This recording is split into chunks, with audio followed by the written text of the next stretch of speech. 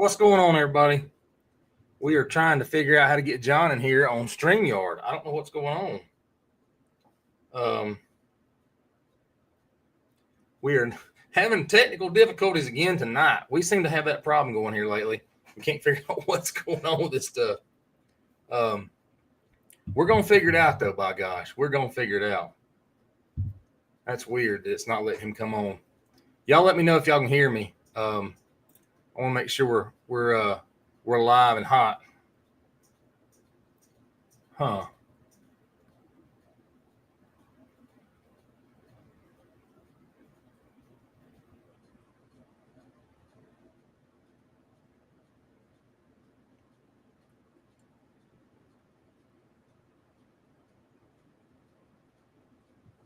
I don't know what's going on with John.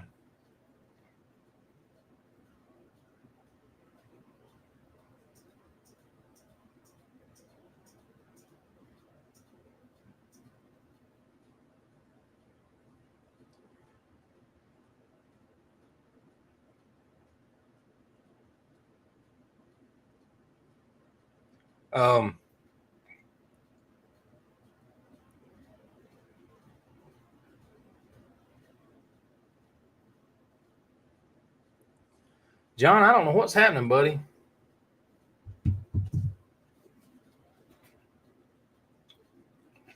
I do not know what's going on with John. We got trying to get John in here, trying to get him set up. And for some reason, it is not working. We don't know why. We don't know why.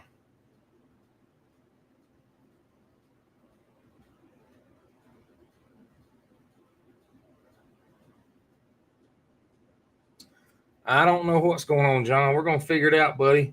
For some reason, it won't let John log on through the app, through the link when I sent him. I'm not sure what's going on with that. We're going to try to keep working through it and talk a little bit while we're at it at the same time. I had gremlins on my end, so running a little bit behind with that, just on my end, so it kind of screwed him up a little bit. I think we could already have this troubleshot. For whatever reason, we're not getting it to come up. Trying to get John in there. Let me make sure it shows we're actually live. It shows we're live on the screen here. So let me pull up the comments. We got comments pulled up just in case anybody says anything. Just want to make sure I am out there. Yep, we got some folks in there already. We got somebody in there anyway. Got a couple people in there. So guys, we're not. He said he's got it. So as soon as he gets pulled up, we'll get John pulled up. We'll get talking about some stuff, talking about a little bit of everything. It's got to make him set up through his iPhone, through his camera and all that stuff through his phone real quick. So y'all just give me a minute to get him in here, and we will get going.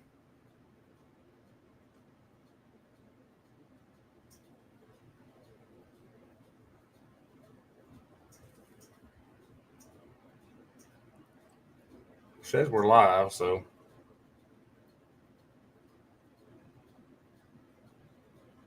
Why have I got two in there? Waiting for Tony Collum. I thought I deleted one of them out of here. I tell you what, this stuff, it never fails. There's always something, y'all. Always something.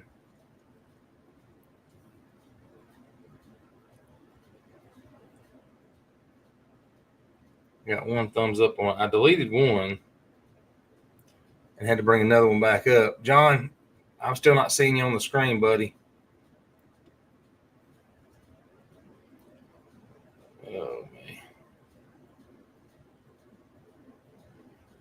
We're going to get it worked out, y'all. I promise we're going to get it worked out. What's going on, Coleman? We are having gremlins tonight, man. It's just one of them things. I was trying to film some footage and got delayed on that, and when he can't come here and set up, and I'm not seeing John. He says he's waiting in the chat thing. I don't see him pulled up anywhere.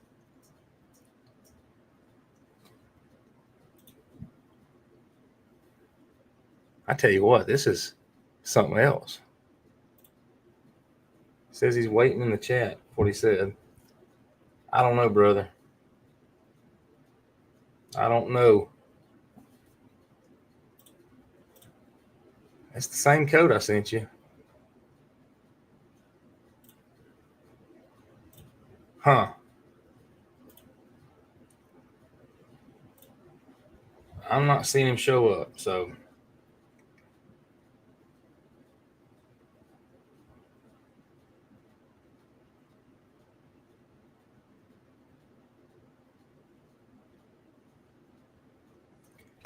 sometimes this stuff is a little more hectic than it's worth. John, close out your YouTube. If you're watching, close out your YouTube. For some reason, you're not pulling up on my end. I'm not seeing you pop in the show. Well, we're going to talk about a little bit more about ICAST tonight, y'all. I guess if we can get everything figured out, talking about big baits, big busts from ICAST, anything else fishing we want to talk about. We just trying to fight the gremlins on this thing. I don't know what the heck. It's always something when you try to go live. Danny has said that it's always something when you try to go live, and he is not wrong about that. There he is. I got him now. John, we got you, brother. We got you. What's going on? Man, I'm broken. I'm sorry. No, dude, it's okay. I found out what was wrong on my end. I restarted everything, deleted the broadcast, restarted the broadcast, and then I had pulled up my web because it says it couldn't find my webcam. So I pulled my webcam up on my computer, and I forgot I had that open. You can't open StreamYard and open webcam at the same time. So, and I'm gonna go live on TikTok as well up here. I'll just have to read comments on that one because I haven't figured out how to do that through StreamYard yet. But I'll do both of them. We'll get questions on both of them. Coleman says, "Welcome in, John." What's up, man? Can you see the comments if I put them on the screen like that? Yeah. Okay, good deal. Cool. We're going to figure out how to do this thing one of these days. Yeah, man. One of these days I will be technical. All I had to do was click start. Well, okay. I got you. I didn't see it on my screen. I had to scroll down. Well, we probably should have practiced this, beforehand, but I was filming some footage. I got me some cast braid, my cast hat in, as y'all can see. And I was doing some footage for that, trying to get some stuff done after meeting Ryan Hanks this last week. I wanted to do some footage for that, and I got tied up in that, and then I ate dinner, and then it turned into a whole deal. So anyway, it always does, man. Well, I should have come up here about 45 minutes ago and set everything up and not been trying to do last minute Larry on it, but it worked well. The last time we was on it worked really good, and that's why I did it the way I did it. So it's kind of one of those things.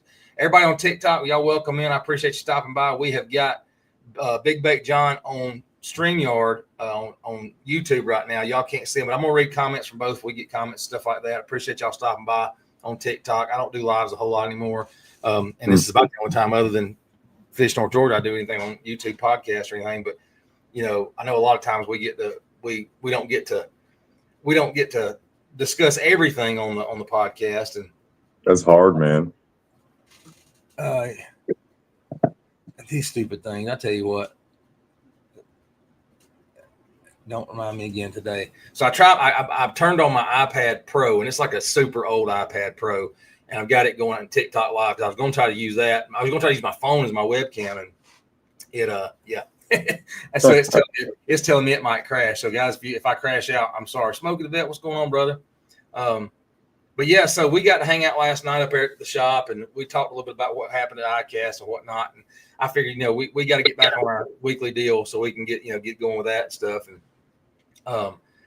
whatever comes to mind talking wise, we didn't really get to talk about a whole lot of the baits as much as I thought we would.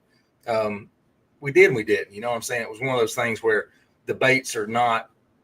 We just wasn't discussed as much. So. Did you get a chance to look at any of the baits that were going to be out there at ICAST online or anything? I know you didn't go, but did you get a chance to see any of them? I looked at a few of them, obviously, mostly the swim baits. So the Hogfather Jr.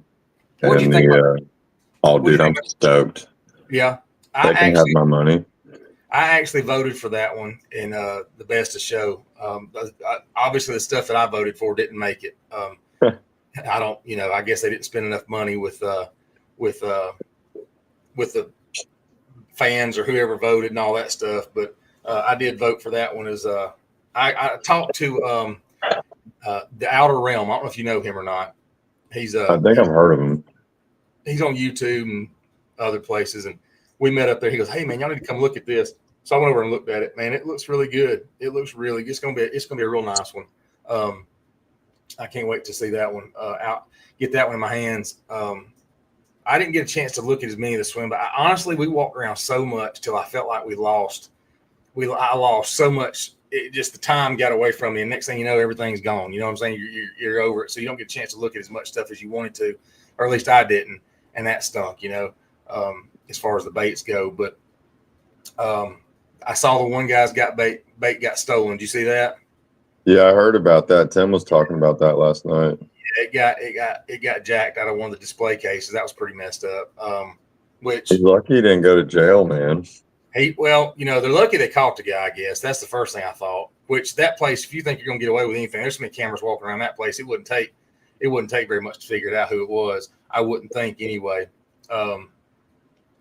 But the fact they caught him, I guess, is pretty cool. I don't know how soon after it got stolen that he figured out that it was gone. So it may have been something he figured out pretty quick, and that's why he was able to get it back. I don't know, but I'm glad he got it back because I can only imagine. I mean, he looked pretty devastated about it. And then you see stuff. Then you see stuff. You're thinking, well, was it real, or was he just kind of making a YouTube or a TikTok about it? That was the only thing I was wondering if he was just making a big deal about it or whatnot. But I guess it was true. So, but well, that sucks that there's people like that in the industry, man. But I mean, there's always a bad seed, I guess. Well, this is my first time going to ICAST, and I can tell you this right now. There's a ton of people there. And there are a bunch of people there that are with somebody. You know what I'm saying? They get people badges, they sign them up, they go, hey Justin, what's going on, brother? They get them into the show, and they may or may not be on the up and up. You just don't ever know. So that's kind of one of those things. I did a show before ICAST. It was one you said you'd knocked out that night. You didn't make it on, and I had my Magnum baits on here. If you guys aren't familiar with Magnum, did you see the Magnum bait show that they did that one night? Yeah, I went there that night. That was cool, man. Yeah, that's right. You were in studio. I wasn't in studio, but I did watch the show. And that one, guys, on TikTok, I didn't hold it up for you guys. Magnum baits. He's got some serious soft plastics that if you're digging it, man, those are some pretty crazy soft plastics. That were those baits are huge. They are. I love it. I had them in the boat Sunday when I got home. I decided to go Sunday to go fish a little bit. I had them in the boat, but I didn't.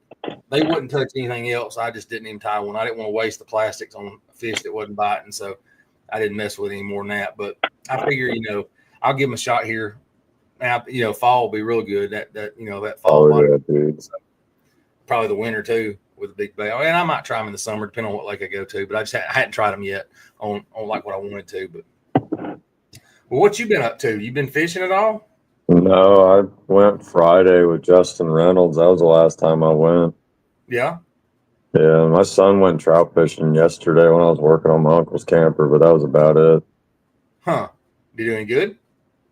Yeah, he caught 2 and then some little sucker fish thing, so it was cool. Really? Yeah, man. Well, that's pretty interesting, I guess. That's at least you got to. But you hadn't been that much then. No, I'm giving the lakes a break, and I'm gonna stop telling people what lakes I'm going to. That is it people you're taking out fishing with you that are going back, or just people you're talking to? No, just random hearsays, pretty much. Really? Which it ain't bad, man, because the lakes I fish ain't huge, so eventually the spots are gonna get hit. But I'd like for people not to know exactly where to beeline to. Well, I've got freaking 4 days. Thank you for the heart. Appreciate that. Appreciate the heart, me guys. Appreciate that, Carl. I've got 4 days of footage that I can't share, and that one hurts a little bit. Actually, yeah. About 3 days of footage that I can't share. Well, not that I can't share. I'm just going to have to wait. And you talked about that last night. You're like, dude, you might want to wait a while because unfortunately the footage that I've got will show every stinking thing. I mean, it'll be a dead giveaway for most of it. So that's the only bad part. I mean, it is what it is. But and you hate to hold stuff like that. But Coleman hopefully heading to the pond where I had 34 pounds Friday. Dude, that's awesome, man. What pond you going to? I'm just kidding you. Yeah, what state do you live in? Let's keep it broad. Smokey the Vet says blurred out. Dude, I have a few videos I did. I did real quick edits and blurred some stuff out. The problem is with the amount of footage I've got that happened, it's over an hour of footage that would be nothing but fish catches, and I would be blurring. I'd be working for a month trying to get that footage blurred out. I'm just not that quick at it yet. So it may come out in a long form video when the time's right. The good thing is I went back Sunday and they wasn't there. So that makes me feel a little bit better.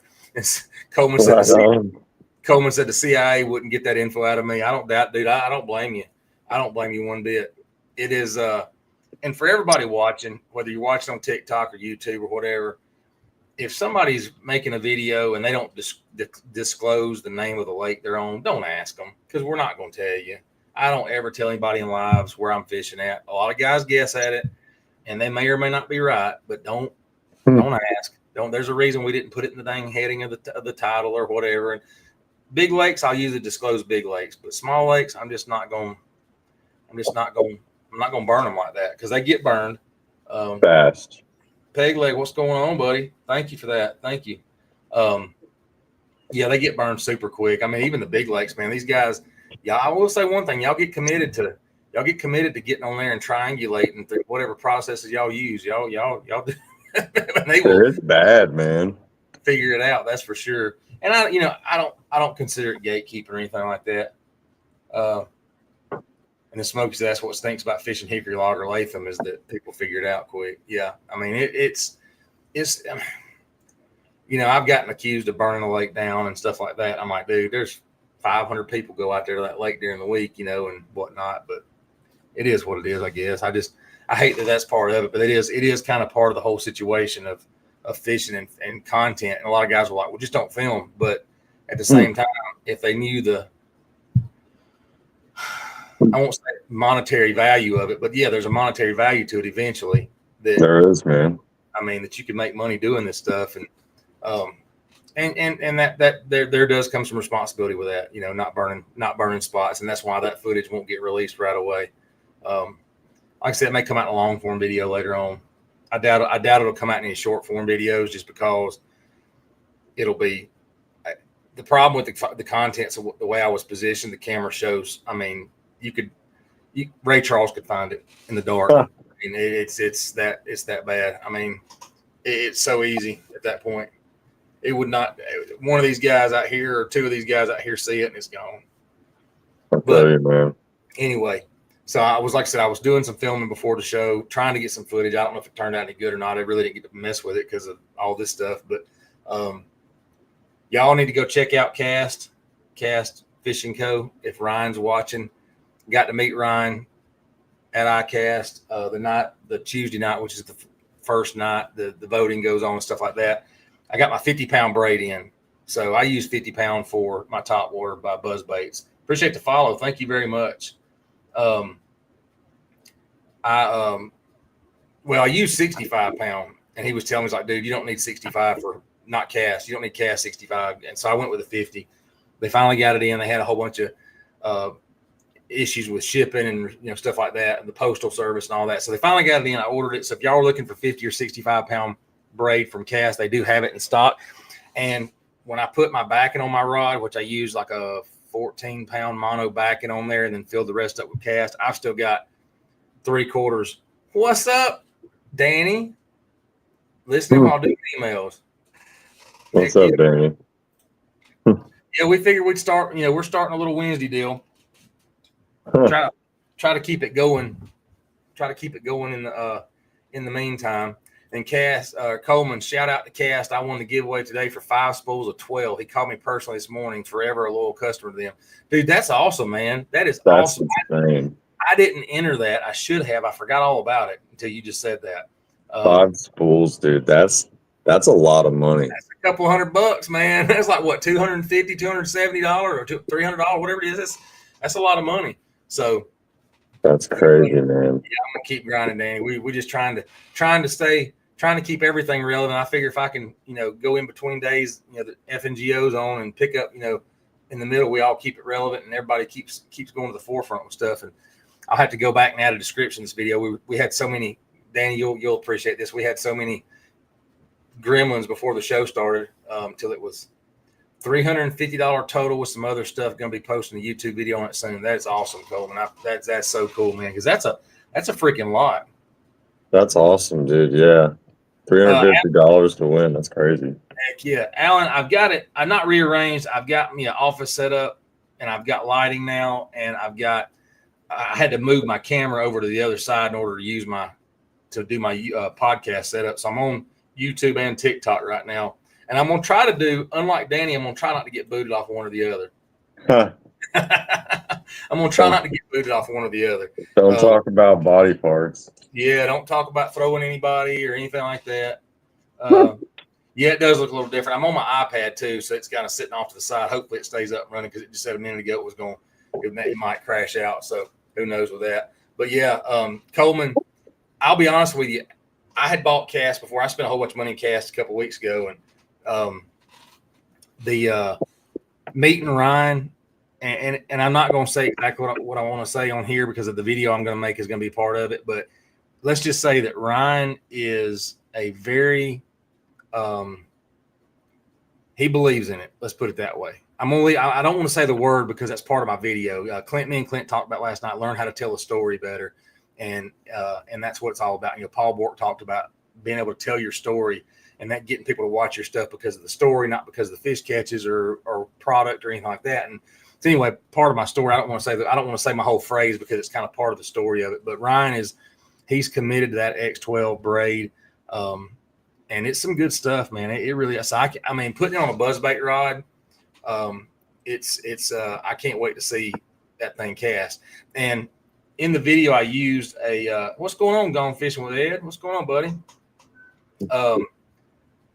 In the video, I use a line spooler, which I have never used a line spooler before. And it's not an expensive, super nice one. It's one of the Cast King line spoolers that clips on your rod. And I'll be honest with you, those things are legit. I mean, it's a chintzy one. I say chintzy. It's probably $25, $30. I don't know how much it cost. They sent it to me. No, I did buy that one. I bought that one. But it makes a difference putting on that braid. Getting that braid wound tight on the reel to start with instead of it having that, how a braid will be loose if you don't spool it right, and you make that first cast or two and it binds up on you. You know what I'm saying? Oh, yeah. Coleman says he was awesome, man. I followed him for a while. He was asking questions about me and my style and giving me tips. You can tell he genuinely cares about his customers. He even watched my YouTube video. Dude, I'm telling you, one of the nicest guys. He's all in on that braid now. He will tell you. I wish we would yeah, and Alan says he's big on packing that braid. You got to, man. That's a huge thing. But Ryan I figured he would be one of those people that'd be kind of unattainable, to talk to just because of who he is and what he does. But dude, he will talk to you if he follows me and he followed me back on social media. Coleman, I'm sure he does you too. I mean, he hasn't gotten too big for anything. He's still. And Mendelberg P-line fluorocarbon is the only line I'll use. Hey, look, everybody's got that line that they want, and there's nothing wrong with that. I'm not here to talk anybody into doing anything. I can just tell you 100%. I'm a braid guy on my top water buzz baits. I have been since the 1990s when spider wire was the first thing to come out, or that I remember the first thing to come out. And fished a small pond and over in Carroll County, Georgia, and it was. I caught every fish on that braid that I ever hooked. You know what I'm saying? That didn't jump off the hook. And I switched to it was probably a monofilament back then. Obviously, it probably was. And I had one break off on me, and it was a 5+. And I swore then my buzz baits will never go. There are buzz baits I will throw smaller ones on something else, but 99.9% of my buzz baits are thrown on braid, and I don't and not braid to leader. It's a straight braid, and I've never had. I swear by it. So, like I said, it not trying to talk anybody into using something different. Everybody's got their line they want to use, but I will say this: if you like braid at all, spend the money on some cast if you're going to buy any of the braid. I did some numbers a while back, and I think it's the Cigar, whatever it is. They're high end stuff. They're super high end stuff, and it's still. Even if you got to walk it off and really under tension to get a good pat, that's right. And then he said, it's worth it. Yeah, it is worth it. Yeah. Kansan. I don't remember, Al. I don't remember what the name of that braid was. I just remember it was a high-end braid, but literally, and I told Ryan this, that the price of it, was only a few cents difference, if that makes. And I want to say, so ICAST has a 12 strand braid. I want to say the stuff from Seaguar was only 8, if I'm not mistaken. It was the PEX 8 or whatever. Yeah. Alan, you said you used it, but it had its setbacks. Which one was that, ICAST or the other one? Switched to something else, been running that ever since. And then Gone Fish S is 832. Yeah, I don't know. I don't know exactly what it is. No, it's not Tatsu. We're talking braid. I'm talking braid on this one. Now Tatsu's the fluoro stuff that's high dollar. What's up, Lonnie? What's going on? Oh, Kansan from Seaguar. That's what he's talking about. What Alan was talking about. And then Mendo says, I just buy it for the price 600 yards. Dude, you can't go wrong with that. I mean, I'm a Seaguar fluorocarbon guy, and I do use the Invisics. But I will tell you this, and I swear to this day that I know it's true. I saw it. I wish I took a picture of it. I will buy the Bass Pro Shops fluorocarbon. It's made by Seaguar, or it used to be, and it was actually at one time it was on their package that it was made by Seaguar. It's since gone away. I can't find it on there now, but it's since gone away on there. But I remember picking it up 2 years ago when I first started buying fluoro, and it said on there made by Seaguar. I can't find it now, but it was definitely done. It was definitely done that way. So for me, it's one of those, Yeah, and Alan said he uses Seaguar and Invisics and Tatsu mostly for fluorocarbon. Yeah, I mean, I like the Invisics. I know a lot of guys like the what is that? The Sniper. What is that stuff called? I'll think of it in a minute. It like that too. And then Coleman Jones says the Bass Pro XL Mono is actually legit. I run 20 pound for walking bait stuff. So yeah, so that's exactly what I do. What's up, John Allred? What's going on, buddy? What's up, man? Yeah, man. We're getting all of it. Sunline. Yeah, Alan says Sunline. I'm a big P-line guy, man. I don't know. It's just always been available and my thing. Yep. And like that's why I said I'm not talking anybody out of using anything by any means whatsoever. I've had really good luck with Seaguar.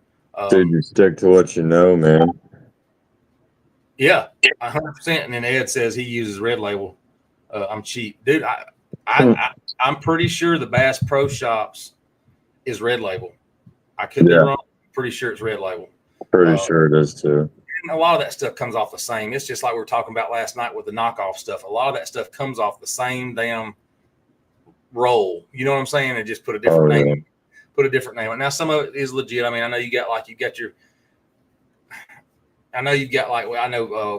Welcher and them did a tour of the Sunline facilities this last year. I mean, I know they got their own facilities, but what I'm saying is it's a lot of it's the same stuff. So I mean, you definitely got your stuff that's not any good too. I mean, we all see that's not good stuff. But and you said you use the P line. Yeah, I'm a big P-line guy. What size P line are you running for your stuff?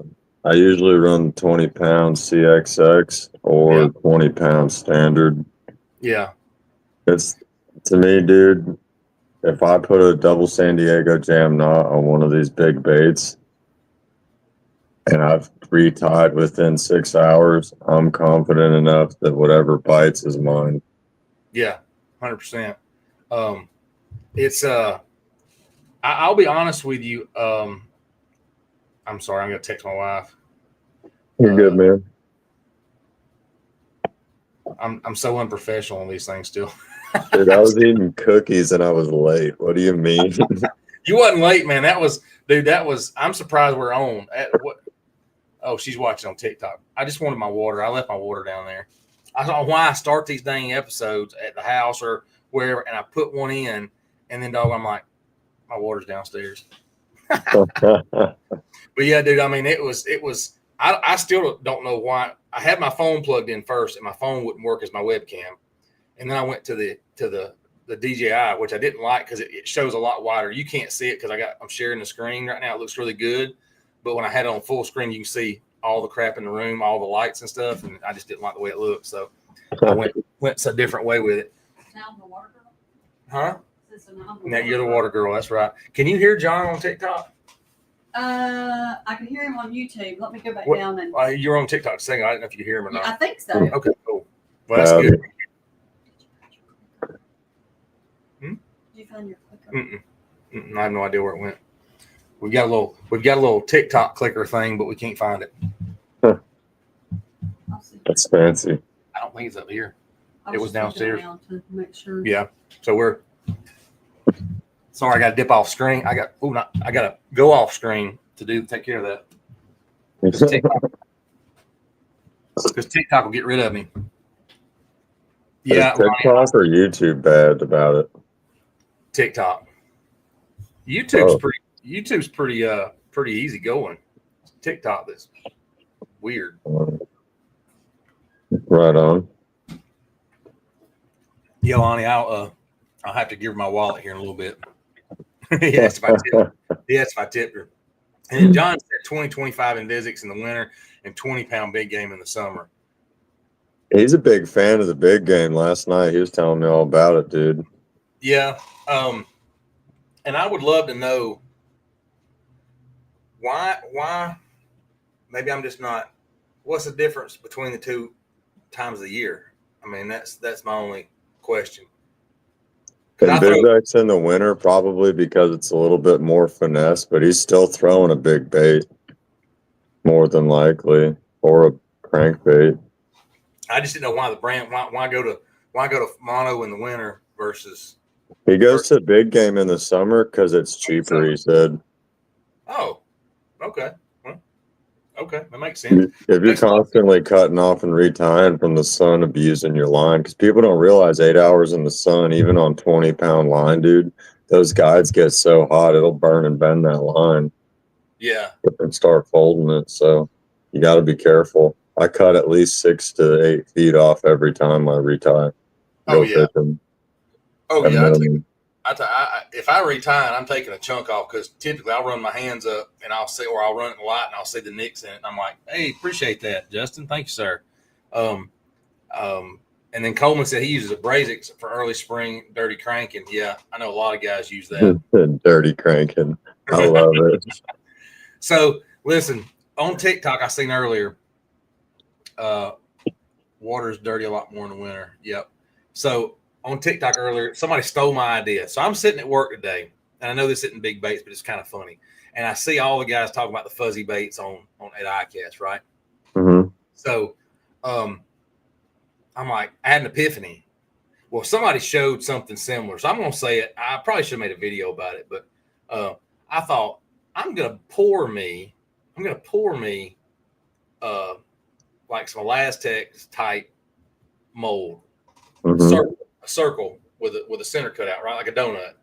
But I was gonna thread string through it, like thread a skirt material through it, and then push it up over a crankbait and call it the fuzzy cranker, something like because everybody come out with these fuzzy baits. You know what I'm saying? I was gonna make a video about it just to be funny and see what people said. You're gonna make a fuzzy C ring for a crankbait. That's exactly. I was gonna call it the what was I gonna. I had a name for it, dude. I can't even think of the name of it now. I actually had something worked out for that. Yeah, I 100% did. Dude, if you hooked up a dang wacky band on that thing, Danny'd be sold. Yeah, but it would be a ring. You could put it on anything. Dude, Danny would wacky the snot out of that thing. I guarantee it. I've already seen it, man. Somebody showed a bait yesterday. It was a, and somebody sent it to me. I don't remember where it was at, but it was stick baits, and it had the skirt material run through it. So basically, all you had to do is put your wacky rig on there, and you'd have a fuzzy Cinco or stick bait or whatever you want to call it. But yeah, it was dude, that was wild. I'm like, oh my gosh, that's insane. But yeah, I thought that'd be funny, but don't let Blockett see it. He'll say 90% of anglers won't use it. Well, it's probably true. I don't know if I would use it. I'm sitting there working, going, that'd be a pretty funny video. And then I was like, wait a minute, I better patent that first before I put it on a video. Somebody will steal it and it'll be at ICAST next year. Gone. I'm sure somebody else has already thought about it for sure. I mean, that's one of those things. Oh yeah, I'm sure, man. Tony Collum followed the live creator, so I got Tony Collum in my TikTok following me. So I've got a cousin named Tony. I'm hoping that's who it was. I'm hoping I hadn't been spoofed on TikTok. I'm pretty sure that's who it is though. Well, I thought he already followed me though. That's weird. Maybe you're getting spoofed, and we're gonna have to go digitally kick someone in the head. Yeah. First cousins. It is my cousin. Deal. Where you live at now, Tony? Other Tony. The other Tony? All right, so John did. Okay, so he said, let's see, mono floats. Let's go back. Mono floats, so I'm fishing even shallower than normal in the summer. Yep, makes sense. That makes more sense. Let me ask this, though. Cartersville. Yeah, I thought so. I spent a good bit of time up here recently. So let me ask this, John, or both Johns can answer this question. Do you think it makes that big of a difference, mono, on the big baits you guys are throwing mono in the summertime? Dude, I think everything makes a difference for how you personally fish these big baits, because they have a specific way of doing something. Yeah. And then we all have a specific niche of how we like to do something. So right. I mean, because those baits are so heavy. I say heavy. They are what they are. But I just wondered if it made that much of a difference in the grand scheme of things. You know what I mean? So 9 times out of 10, I think people traditionally turn back to how they started fishing or anything really when it comes to anything they like. Yeah. And they go back to the basics. So if you go back to your basics always and it always worked for you, you're always going to stick with that. Yeah.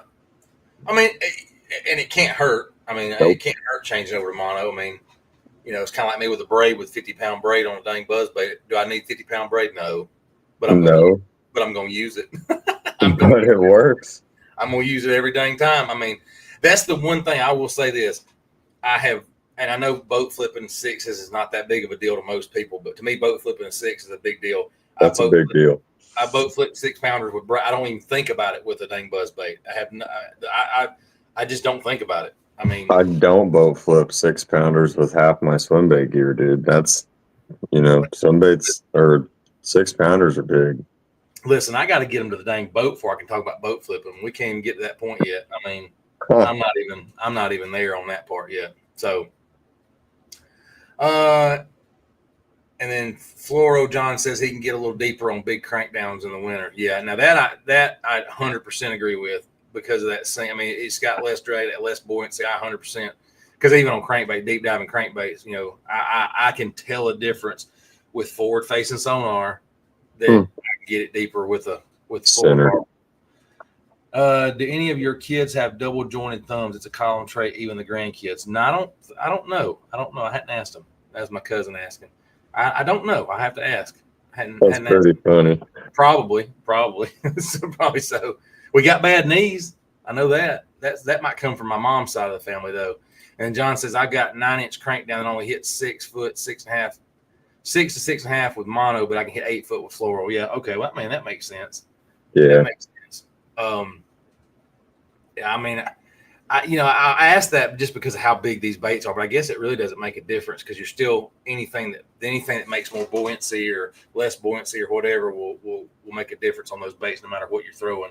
And Tony said him too. Yeah, dude. I go Friday for my second visit to orthopedic. We're going to either give me a shot in my knee again. They're probably going to get on to me for not wearing my knee brace because I wore it one day at ICAST and haven't worn it since. I have wore it maybe 3 days total since I got it. Pay $300 for a bait and don't even wear the darn thing. Hang on, guys. I forgot to plug my iPad in, so it's gonna die here in a second. I was so busy trying to get the show on, I forgot to plug it in.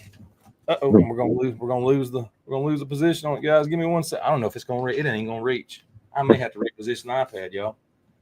Hang on. We're gonna reposition the iPad, get it set up different. This is turning into it's turning into an event now, y'all. One of these days, man. Man, the problem is I do so much up here in this office that's not podcast related. You know what I'm saying?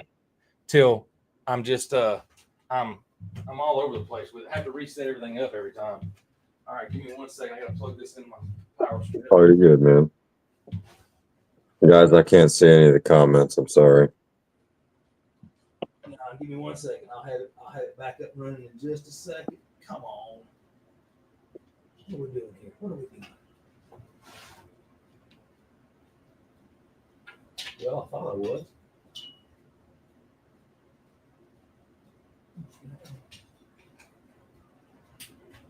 Is that the right one? Please be the right one. Oh my gosh, man. I think I got it. Found you. Yeah, we got it. I'm back on. I'm back. TikTok safe, and it's got a new position, so I can actually see TikTok and the camera all at the same time. So I'm not feel like I'm looking away. Sorry about that, folks. That's the problem with, like I said, this office is not it's my podcast, whatever space, but I also have to record from here. So I have to reset everything to record video. And then I have to reset it up if I'm doing other work. I mean, like what you can't see over here is all the crap that I've got pushed to the sides that I don't put on the screen. So Coleman says he uses heavy mono intentionally, brings big cranks up. Love burning them shallow for reaction bite. Yeah, 100%. I mean, that's definitely, yeah. Tony, your grandson Brantley fishes every day. That's what I'm talking about. I mean, we must have an addictive personality, the Collum side, because I'm all about fishing. My wife thought hunting was bad. And then John's asking, did you fish the trick gill yet? Yeah, I threw it around today, man. It was cool. I didn't fish long. I kind of got lazy and went and took a nap, to be honest with you. Dang. I dozed off. I'm just kidding. I probably should say on podcast I dozed off a little bit today. Dude, I'm telling you, man, that trick gill might be one of, if not the greatest, because I haven't caught a fish on it yet, so I don't want to call it the greatest gill bait yet. But yeah, it's sexy. And then I don't want to butcher your name in TikTok. Canoa, I probably just butchered that. I just bought a Juggernaut mystery tackle box. I'm not familiar with that. Isn't that the giant one? Yeah, I don't know. I have never. I mean, I know mystery tackle box. I just don't know what it is. I think it's that giant $200 one. Really? So I got the name right. Canoa. Canoa was. I actually said it right. Holy crap! Well, I apologize if I didn't, but I'm glad I did. So that works out perfect. Let's see, and then John asks, it's so easy to work the gill, really versatile bait. Yeah, dude. I was playing with it for about 20 minutes and I figured it out. And I did that fancy trick you were talking about. This is the bait we're talking about. That's sharp right there. I likes it. Yeah, it's Now, what fancy trick are we talking? I'm not. You're not gonna remember that thing I told you I'd show you when we go fishing? Oh yes. Okay, I do remember that now. Yes. Okay. I got you. John found something with that and a little bit more with this bait that the trick shad does not do. And I proved it today to myself when he told me about it last night. Really? Yes.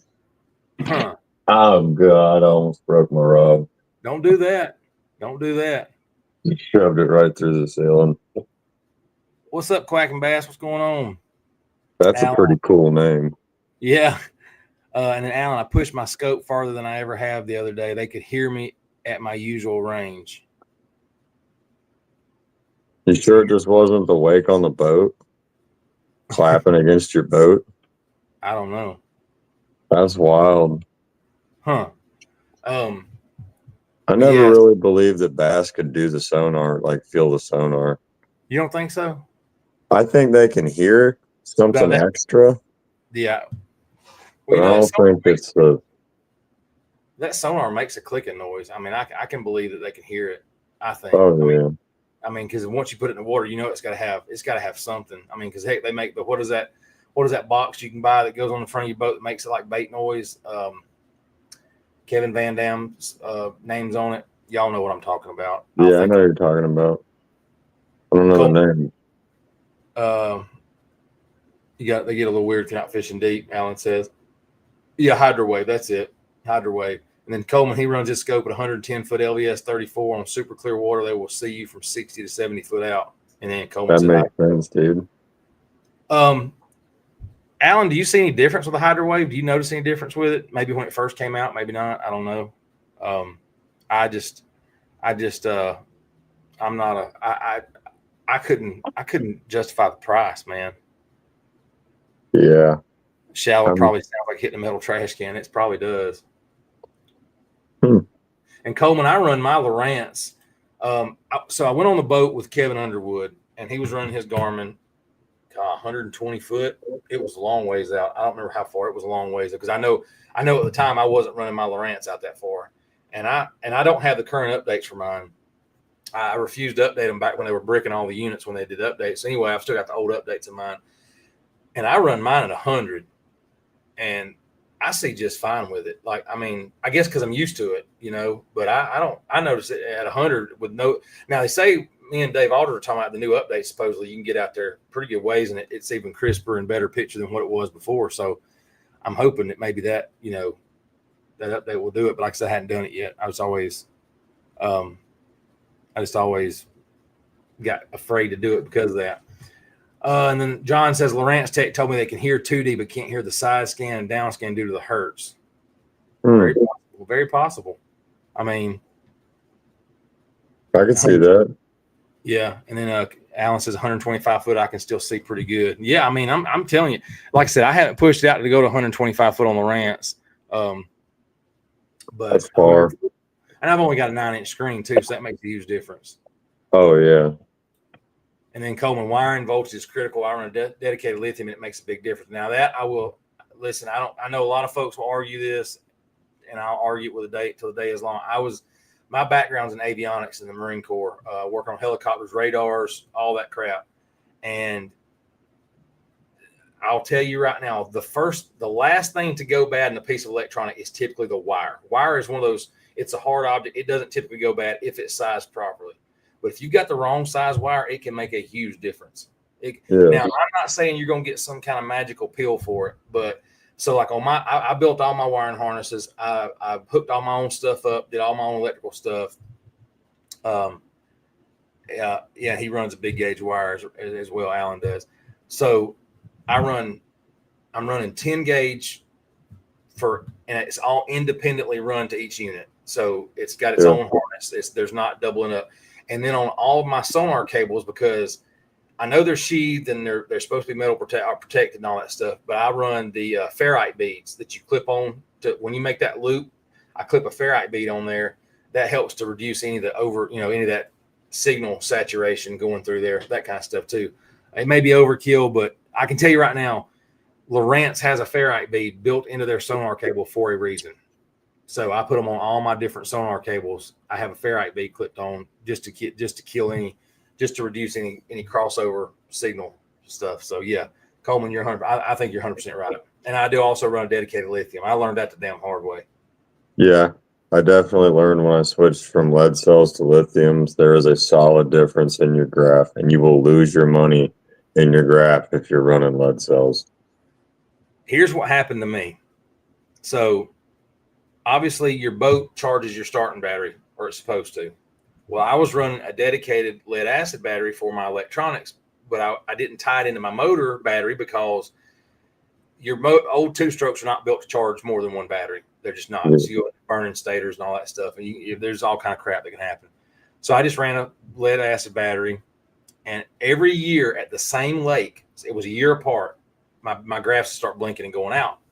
What happens on a lead acid battery is when you run it down below 50%, you basically start killing those cells really quick, like anything below 50%. So what I did was I killed the lead acid over time. Over a year's time, it just slowly killed cells in it, and it was a battery a year at $150, $170.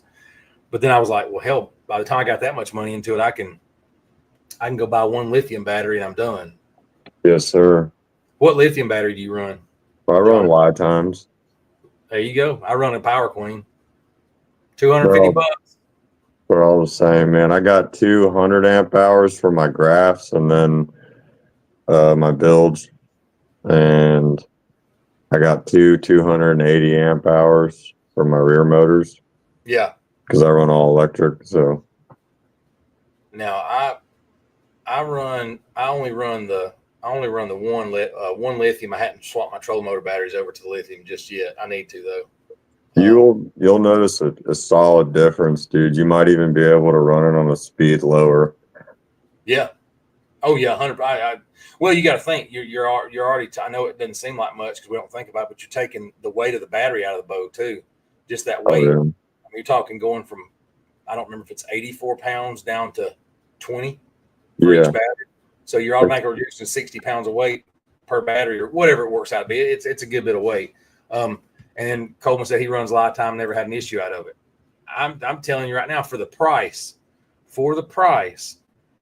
if I had to replace it twice in the same service year that a high-end battery costs, what's the difference? I mean, because some of those dang 100 amp hour lead acid or lithium batteries are $799 starting. That's some of them. I mean, some of them are even higher than that. Yeah, dude. Dakotas are like, I think they're $600 bare minimum 100 amp hours, and then they've got 3 different models of the 100 amp hours. It's like Bluetooth, and it'll talk to you and scratch your back and all that crazy shit. Well, that power queen I got has Bluetooth in it. It was it was like $230 or something. It wasn't very expensive, but it's got Bluetooth. Yeah, so because the other day I was funny because I was on the boat Sunday. I looked at my graph and it says I had 10.9 to 11.0 in voltage. I'm like, that's not right. So I went back there and I turned my app on and it was still showing punching, I was punching 13.5 volts after a couple of hours or whatever it was, 12, 13 volts. And I don't know if I got a short or something going on the wire. I don't know if something's going on there, but it should have been, which the graph, if you know these graphs, if you get down to 11 volts even, usually it starts blinking. The graph starts blinking because it's not getting enough power. You can't run below 11 volts. So I don't know what that was about. Maybe it was just a glitch in the system. And then Alan's running Impulse Lithium. That's fancy. I mean, look, I've seen guys at the boat ramp running those high dollar ones, and then one guy's over going, "Whose battery am I on?" Because they got the Bluetooth on. They're talking to each other's apps. I'm like, that's probably not good.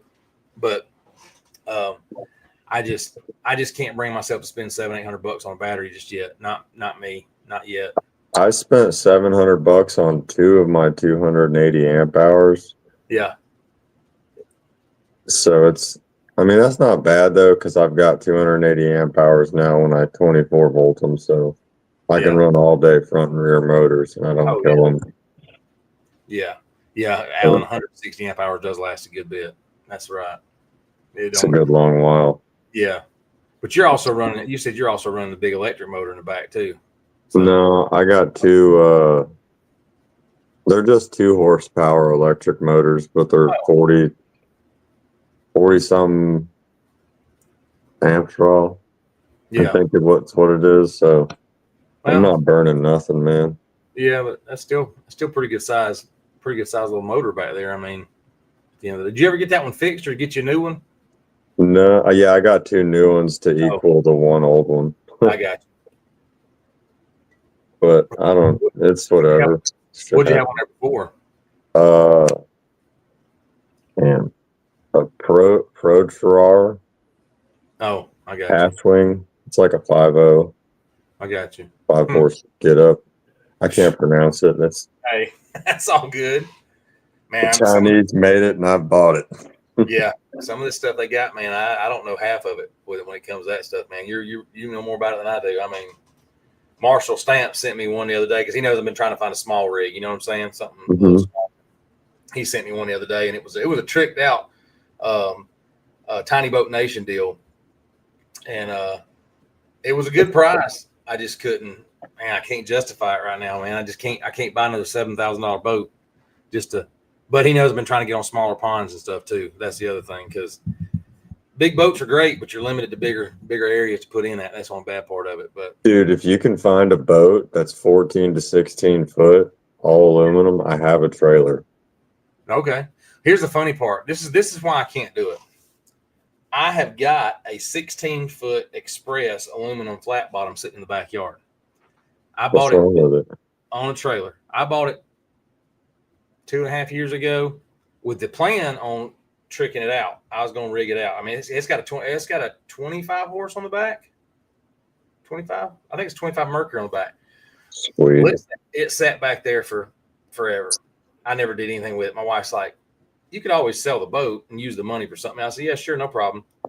Well, my daughter's boyfriend wanted to buy it, so I sold it to him. So, and now it's still sitting in my backyard, still doing the same thing. He still hadn't used it yet. But possession's 9/10 the law, man. I mean, the problem is I got so deep into fishing until I just didn't do what I said I was going to do with it. And I'm the king of projects. I'll start a project, and then next thing you know, I'm just sitting there with projects and nothing finished. So I decided not to do it. It was a great thought. We got a place over in Alabama too, though, and I thought I was gonna be able to take it over there and leave it and take it down the river and go up down the river in it. And it turns out I'd have to do a lot more work to get where I can go in and out of the river at. So that's why I didn't do it. But well, dang. Blake Childers, I'll help you. Blake Childers, how much will he sell it for? I don't know. He just bought it, so I don't know that he's ready to sell it yet. Dude, Blake will buy it in a heartbeat too. Really? You know Blake? There you go. Yeah, that's my buddy.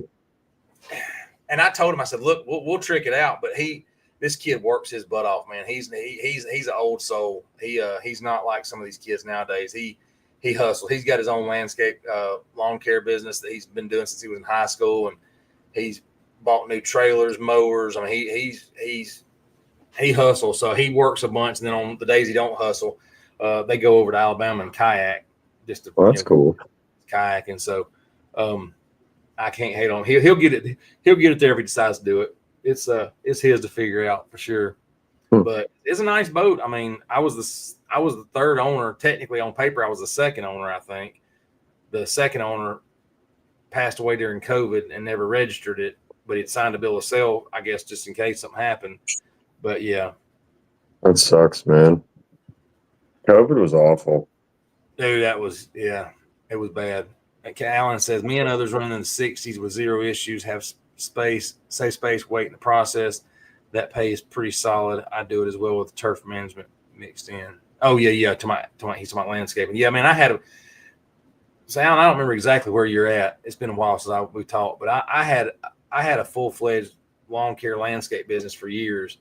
Bobcat, trailers, trucks, all that stuff. And when they started, but back then you couldn't go down to the store. You had to be somebody to go get a commercial mower. Now they'll sell you a commercial mower kit to everybody that walks in, and kind of, I couldn't compete after that. I got tired of trying to compete. So I got out of it. It does pay good money if you can get into it. He makes good money with it, but he gets to be a little more selective because he works for an HVAC full time. So he don't have to, it's not paying his bills like it was mine at the time. And that's good that he's grinding though, man.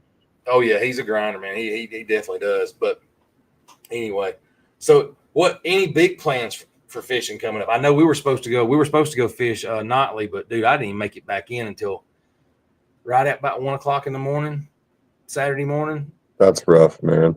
I wouldn't know way I was gonna get up there and fish.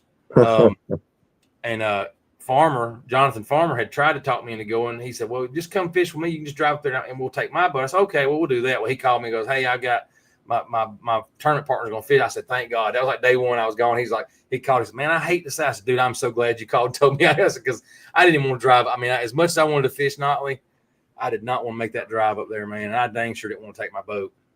I hear you, man. Not after that big drive back up too.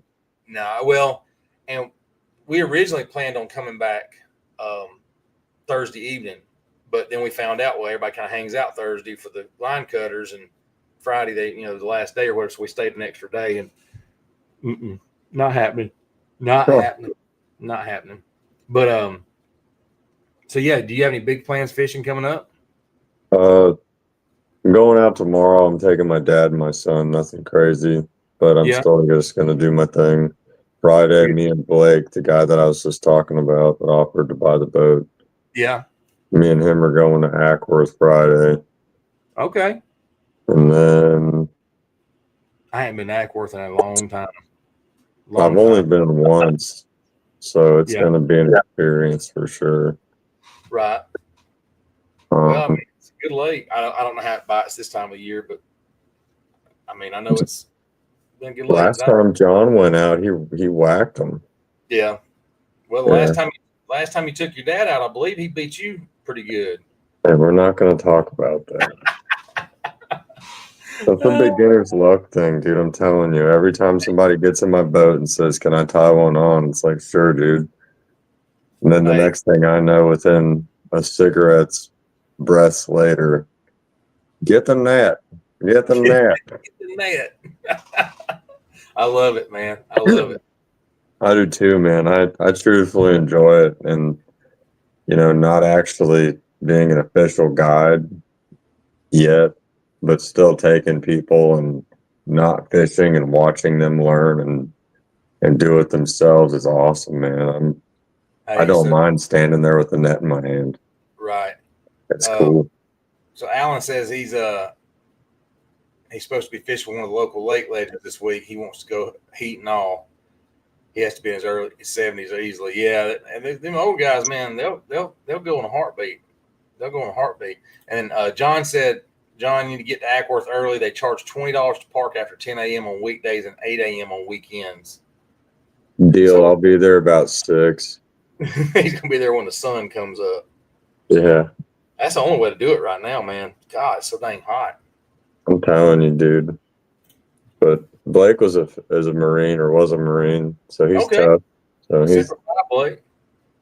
Blake's a good guy. We worked at Prodigy together. Okay, I didn't know you worked at Prodigy. Yeah, I did, just for a little bit. And he said, John said he didn't get the day off. He may see you on Friday. Dude, I feel bad for those fish. So I got to meet the owner of Clutch Swim Baits. Josh? Yeah, Josh. I got to meet him. That was pretty cool. I didn't realize who I was talking to because we were all just standing around. I think Marshall was standing there. I walked up. We were talking, and I don't know a lot of people. I know a few, but not a lot. And I knew the name once he said his name. And then as soon as he said his name, and I saw his shirt, I put 2 and 2. I was, oh yeah, I know who you are. But that's the one cool thing about that show is everybody just kind of there, And I got his number now, and we've talked, about getting on the show and whatnot. But yeah, he was cool, man. I really like Josh a lot. We're gonna try to get him on the podcast. And if I can ever figure out this thing in a legitimate where it doesn't feel like a half-assed deal, we'll try to get some other guests on with us too, just because I think it'd be cool. But I got to get better. Mechanics going on. That you and I are the test dummies for this right now. Trying to get the mechanics. Because dude, Josh is a great guy though. Yeah. Yeah, I obviously I'm into the big baits, and I have 3 of these. This one included. This is a darter. This is like $200 some. Yeah, I want one of those eventually. Oh my God, I love this bait, dude. It catches the snot out of them. Like, look at the abuse and repaint and just destruction that's all over this thing. Oh yeah, and that's the one you broke, wasn't it? Yeah, we snapped her off. Dang. I messaged Josh about it, dude, and he was so cool. I mean, obviously he can't do anything because I broke it. The bait wasn't faulty. Yeah. But I winched so many fish in on the back hook alone. It was like, you know what? I totally get why this bait broke now. Yeah. So it's like, if you fish herring legs and you fish them a lot and you're a power fisherman and you don't drag a worm, this is the bait to throw, dude. I'm telling you. Really? Oh my God. I traded my Hinkle for 2 of them. Oh, that's right. I forgot John traded the Hinkle for 2 of them. And you traded them back to Austin, right? Yeah. Yeah, that's pretty cool. I messaged him. I was like, hey, man, I need a darter. Because he said he'd sell me one a while back, and I didn't want to do it. Then I was like, you know what? It's that time. I need to. It's about to be fall. You can't go into fall without having all your glide baits. Because I'm not necessarily brand specific. I'm bait specific and technique and lake specific, Because all these lakes fish completely freaking different. So it's like you can't go from a herring lake to a threadfin lake and expect the same results. So break that down. That's a good talking point. Break that down. Ooh. What do you mean?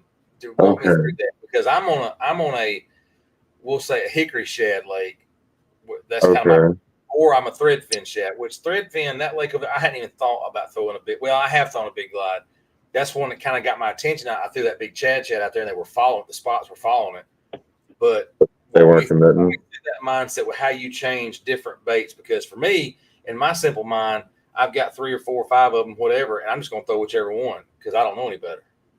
Well, I base it mostly off of and I know I say you don't want to be too extreme, because there's times where I think that this 11-inch trick shad that I'm throwing around is going to be like the next big trophy bait ever. Like, you know what I mean? Yeah. Like that bait is going to catch me the biggest fish in every lake that I go to eventually. Right. But like as far as herring lakes go, herring are fast. Oh, yeah. So everything has to be fished faster. So you want something that's shaped relatively similar. Like people are burning flukes, so I'm taking this guy and just fast through the water column, boom, boom, boom, boom, boom, wherever the bait are at. I don't care if the fish are at 20 feet. If the bait are at 3 feet, I'm throwing that thing. I'm letting it sink to 3 feet, and I'm burning it at that point. Threadfin lakes, you can kind of get away with just bumping around, fishing whatever you like to fish with. Let me grab them real quick. Yep. I didn't think we'd hit that point tonight. No, that's fine, man. I'll be honest with you. It's okay. The box is right here. It's no big deal if we don't. No, man. It's a good talking point, I guess. Yeah. I mean, it really is. When you said that, it was a good point. Appreciate the like, man. Thank you. It's a good point, though, because like I said, I'm not to that point. I'm like, let me tie this on. Mortimer Fishing, thank you so much, man. You don't have to do that. I appreciate that, bub. I'm at that point where I'm like, okay, I'm throwing a TikTok shot glide bait out there just because I got it one. You know what I'm saying? I've gotten bid on it, so I can't complain. No, I totally feel you, dude. Not the PB glide. I hadn't got bid on the PB glide bait yet, but I think there's a reason why on that one still, though. So, like on a threadfin lake, this is the Clutch Eco. Yeah. This is the bait that my dad kicked my ass with, actually. Dude, this is the bait that Jonah caught his PB on. I've put multiple people on a lot of fish with this bait. Yeah. And it's just because threadfin, man, they're simple. They come to the top and they just start running. Yeah. That's all they do. So this bait right here, man, it just chops and walks right through the column. Pretty much like a small, light shad, but you can steer this thing a lot better. Yeah. And I think its burn is more appropriate for like a bigger threadfin. And it's not huge, man. It's only 6 inches and it's only an ounce. So you're not like. Yeah, you're not wearing yourself out all day. No, it's $100, but I mean, look at that back hook, dude. Oh, yeah. Oh, yeah. Got a little war wound on it. Mortimer, I'm doing pretty good, Mortimer fishing. I just hanging out with John here, trying to get some big bait stuff going.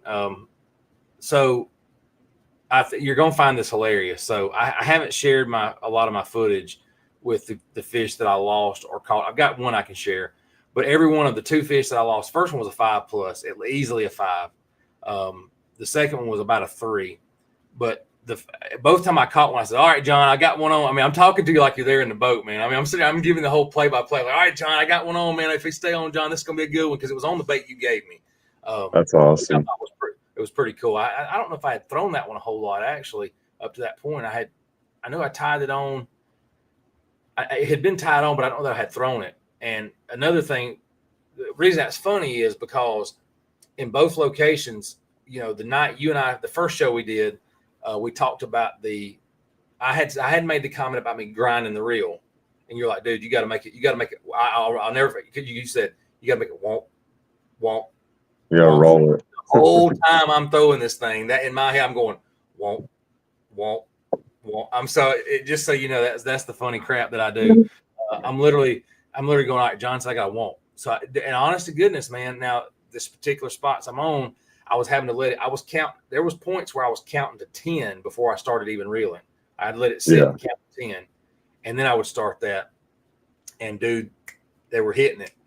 And then the catfish started biting it, and everybody thinks I'm crazy. The first catfish, I kind of could believe it because it was sitting outside. It was right off. There's a channel that goes around, and it was sitting on a wall next to. And I've caught catfish there before with soft swim baits. So that one wasn't hard to believe. The second one though, I've never caught a catfish in that spot. Usually the bass sit there, and I was doing that, and it's a shallow spot. I'm talking, it's not 3.5 foot, but that one on the 3.5 foot spot, he hit it like a freight train. I could tell he came off the bottom and shot up to it. I mean, that's how hard he hit it. Like he came off the bottom and hit it so hard. I thought I had a bass. And in the video, I can't remember if I just posted that one or not. I was like, stay on, please stay on. Cause I thought it was a bass at first, and then it never came up. And I went, this ain't a bass, it's a damn catfish. I knew exactly what it was. But yeah, that one. This slimy guy. Oh yeah. That was a different strike though. That he struck it like a bass would. That's awesome, dude. What's up, Bass Legion? What's going on? And then Mortimer said he's driving from PA to Missouri to pick up a used new boat. What kind of boat you getting? That's awesome. If you're willing to drive that far, it's got to be a good one. Give me 1 second, Tony. You're good. Go ahead, man. Eddie, what's going on? Better late than never, man. We welcome in. Yeah, we're just getting this really started. We took a week off for ICAST, and we're just getting back to it. So you're never late. We always welcome to come in. We got TikTok and YouTube going. TikTok's on my iPad, so y'all can't really see anything there. But I'm gonna figure out how to run it all through the system. We had a few technical issues to start the show, but we got it figured out. Prior planning prevents piss poor performance. Well, we didn't prior plan, that's for sure. I didn't anyway. I just kind of winged it, and it showed it reader. So, but we're on here. We've been on here for a little over an hour already. It didn't seem like we've been on there that long, but we've been on for an hour already, a little over an hour. But I got John in here. He's we're just talking some big baits. We've kind of been going through a little bit of different stuff with baits and stuff. 07 Bass Cat Cougar FTD. Dude, that's not bad. Like I said, if you're driving that far, it must be a hell of a deal. Must be a good deal on that one. And I can't say that I blame you. I hit a lot of guys love them Bass Cats. I've never even been on a Bass Cat. You ever been on a Bass Cat bass boat? No, I've seen them. I hadn't either, man. I have not been on a Bass Cat. There's so many different opinions about boats till you got to be, Dude, I'm running a 16-foot polar craft, so they're all nice. Coleman says it's been running smooth since you got it started. Feels very perfect. Dude, I appreciate that, man. I'm trying because it didn't feel I'm sitting over here with 2 minutes to go, and I'm like, I can't even get my side to work tonight. So I appreciate that, Coleman. We're just, so my whole idea with the show is we got Tuesday night FNGO, Thursday night FNGO. Wednesday night's not technically a great night for lives because if you look at analytics, Tuesday and Thursday are the best nights. So Wednesday night's not the best night, but it's a filler. It's a gap filler. Friday nights are terrible because nobody's staying around the house on Friday to watch anything, right? Yeah. And then Andrew Young on TikTok's got a good question. Have you ever added scent to your glide baits? I would recommend you do if you haven't. So he's got a comment. Brother, I got about 5 flavors of bait pop and 2 or 3 different flavors in Bang. So yes, I do. I don't know if y'all can hear him or not. I've got the speaker sitting kind of close, but I didn't want to blow y'all out with it. So yeah, he uses bait pop and he uses Bang on his. I have not used it yet, but I do use the thump gel on other stuff, and I could see where it would be beneficial. It definitely helps, man. Like me and Austin went out and they were nipping at it, but they weren't grabbing it. And all of a sudden, dude, a little bit of thump gel, because he uses thump gel, I use bait pop. It's just availability, really. Yeah. Good. I've had the thump gel in the boat for 2 years and didn't use it on anything. And they said they can hear you on TikTok, so that's good. They can hear you talking, so that's good. I didn't use the and I'm gonna figure out how to run this through StreamYard where y'all probably can see him too next time. Me and him are gonna have to get on here and do a test dummy run one day just to see what happens with it. I don't know what I was saying now, but so I was using the shaky head, and I'm like, let me just try it. It's the cranking version of thump gel, so it's blue glitter, right? It's the green pumpkin worm with blue glitter on it. And dude, they freaking every time I put it on, they hit it and never had a question with it. So maybe that's coincidence, maybe it's not, but I think the only bad thing about that thump gel, if I'm not mistaken, that stuff's done went up to $12 a tube now. I'm pretty sure Bay Pop is too, though. That's some high dollar stuff, but it works. A little goes a long way, and it does not come right off. That's the one good thing. Yeah, I thought it was, Andrew. It's $12 a pop, man. But I need to put that on the glide bait next time. Peg Leg's back. What's up? You know Peg Leg, don't you? Yeah, it's Jesse, man. That's my buddy. Yeah. I didn't know it was Jesse. We friends on Facebook or whatever. I don't remember how it worked. I was like, oh, I remember that face. I just remember, it was one night after we were on live or whatever. That's pretty cool. But yeah, that stuff, I haven't used the bait pop yet, but the thump gel, man, you put it on there and you make 5 or 10 casts and it's still on the worm. So, I mean, that's the one good thing about that stuff. It doesn't just come right off. Like bait fuel, I've soaked stuff in bait fuel, and I mean, I'm not a bait fuel guy. Bang, I'd smell bang on a worm after 8 hours. Oh, I'm sure. Now, do you spray it in bags of worms, or do you spray it individually on the stuff? Obviously, no, I'll swim baits, you spray it there, but I spray it after I hook it. Yeah. And then I just let it soak on it before I get it wet for about 10 to 20 seconds, depending on the caliber of fish I'm so antsing to throw at. Right. And then Andrew says he's been using Procure threadfin gizzard shad. I haven't used that. Procure. I haven't used any of that. I'll have to check it out, though. Absolutely. I'm guilty of buying stuff people recommend. I will say that I have ruined some baits using bait fuel before, though. I bought some Producto worms that change color a little bit. Oh, that's cool. They got that purple brown, and when it gets in the water, the color will change. And it actually it changed it to one color. It doesn't have that color change. I don't know what chemical reaction or whatever it had, but it wouldn't. It had to be that because it's the only thing I put in there was that. So it could have been heat, I guess, but it was weird because it was like a brown purple color. Well, now they're all this thing, Barney the dinosaur purple brownie color, but they're not brown. They don't change color in the water. They just stay that purple crap color. It's bad, but that was my fault. I put stuff in the bag and then didn't use the worms right away, and I guess it changed the color on them. So it is. Yeah, now it's just this terrible purple color. Not a good purple color either. Not like a shimmery or nothing like that. But it happens, I guess. It happens. But definitely that's part of the game. So all right, we talked about. So you're throwing that. You said the Eco for threadfin. Yep. And I can tell you right now, the trick shad works great where I'm at with that hickory shad stuff. I don't know how winter goes, but if it stays like, I can tell you right now, I figured out one thing. I was worried about throwing that big bait during the summertime. And if they'll hit it like they did the other day, I cannot wait for the fall and the wintertime because I know they're going to hammer it. I go freaking insane on the boat in the fall, dude. Yeah. Like, I don't catch as big a fish necessarily in the fall that I do in the summer, but I catch a lot more quality fish. But I mean, then again, it could all be the summer fish that I'm catching that are finally beefed up. The 4-pounders have grown to 6 because they're just eating. Right. Well, my PB was caught in the fall in October on jerkbait. So where if I can catch one on jerkbait in the fall, I know what's going to happen with a glide bait. So that's the one. That's the one good thing. And where I caught that fish was off of a dock post. And I saw it on forward facing. I threw the jerkbait out, and I hadn't even moved the jerkbait. It hit the water, and I watched the fish just. When you watch a fish come out from behind a dock pole and forward facing, it's a big fish. You know what I'm saying? Like small fish come out.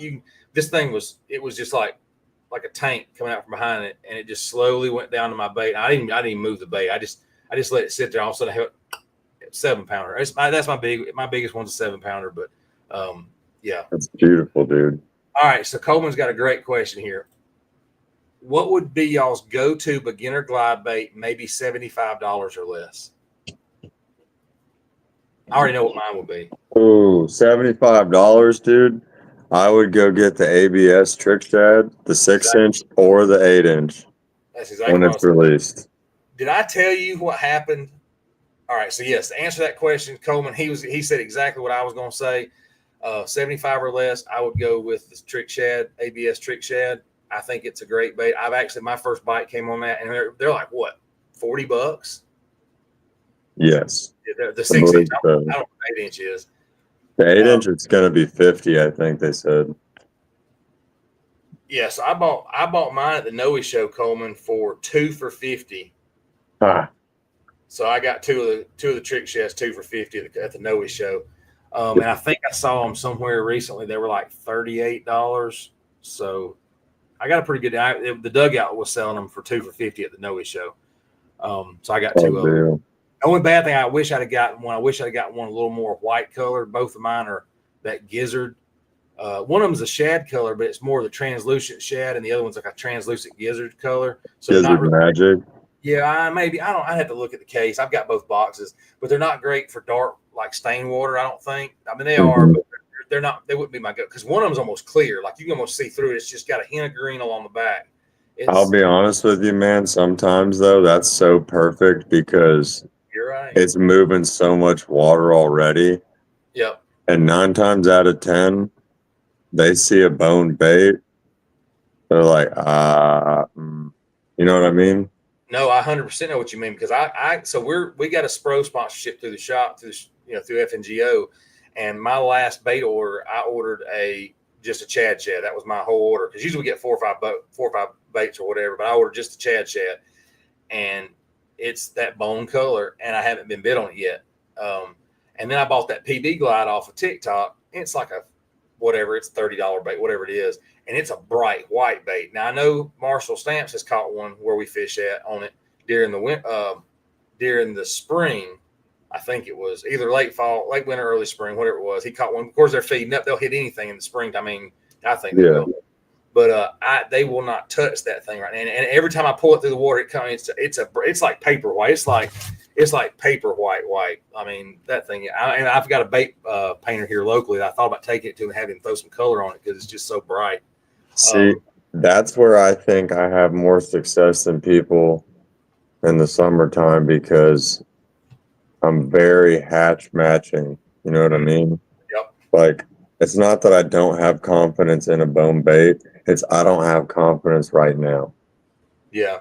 Like in the spring or the fall, if it's a 7-inch trick shad, dude, I'm pretty much throwing it. It doesn't matter what color it is. I'll try to be like more specific, a little bit, but man, I don't care. I'm burning it and working it fast and going. And so Coleman says he's hoping Dugout has some at GON show this weekend. Is Dugout going to be there? Because me and Danny talked about going up there, and I may ride up Saturday, I think. That would be cool. Because Dugout, when they show up, they usually bring the shop with them. I mean, because that's what they do. They've got they sell. I mean, they do the whole. Oh yeah, man, James. You know James down there? I don't know. I know Jamie. I don't know. James he's a little bit older, wears glasses, works behind the counter. No, when I was down there, it was a younger guy working behind the counter. Oh, okay. That's the first time I had been down there. But the guy that I work with, he's real good friends with Jamie. And he's like, he's like, let me know if you're ever going down there. But I only got a chance to go that one time. And then Andrew Young's Sunline just came out with a big bait line that has more stretch than traditional fluorocarbon. I didn't stop by their booth. I saw it and I almost stopped by there, just didn't get a chance to go. Yeah, and Danny said yes, and I know James. I love James. He's a good guy, man. Yeah. So I might try to slide down there Saturday, or up there rather Saturday. I don't think that's too bad of a drive. Emerson from where I'm at, if I'm not mistaken. Is that where it's at? I think that's where I saw was Emerson.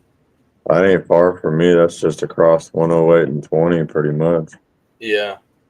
I mean, it's probably a drive for me, but it's not that bad. I mean, hell, I don't mind driving anywhere anyway. And he said Coleman said they had crazy deals last year and they're going to be there. So, yeah.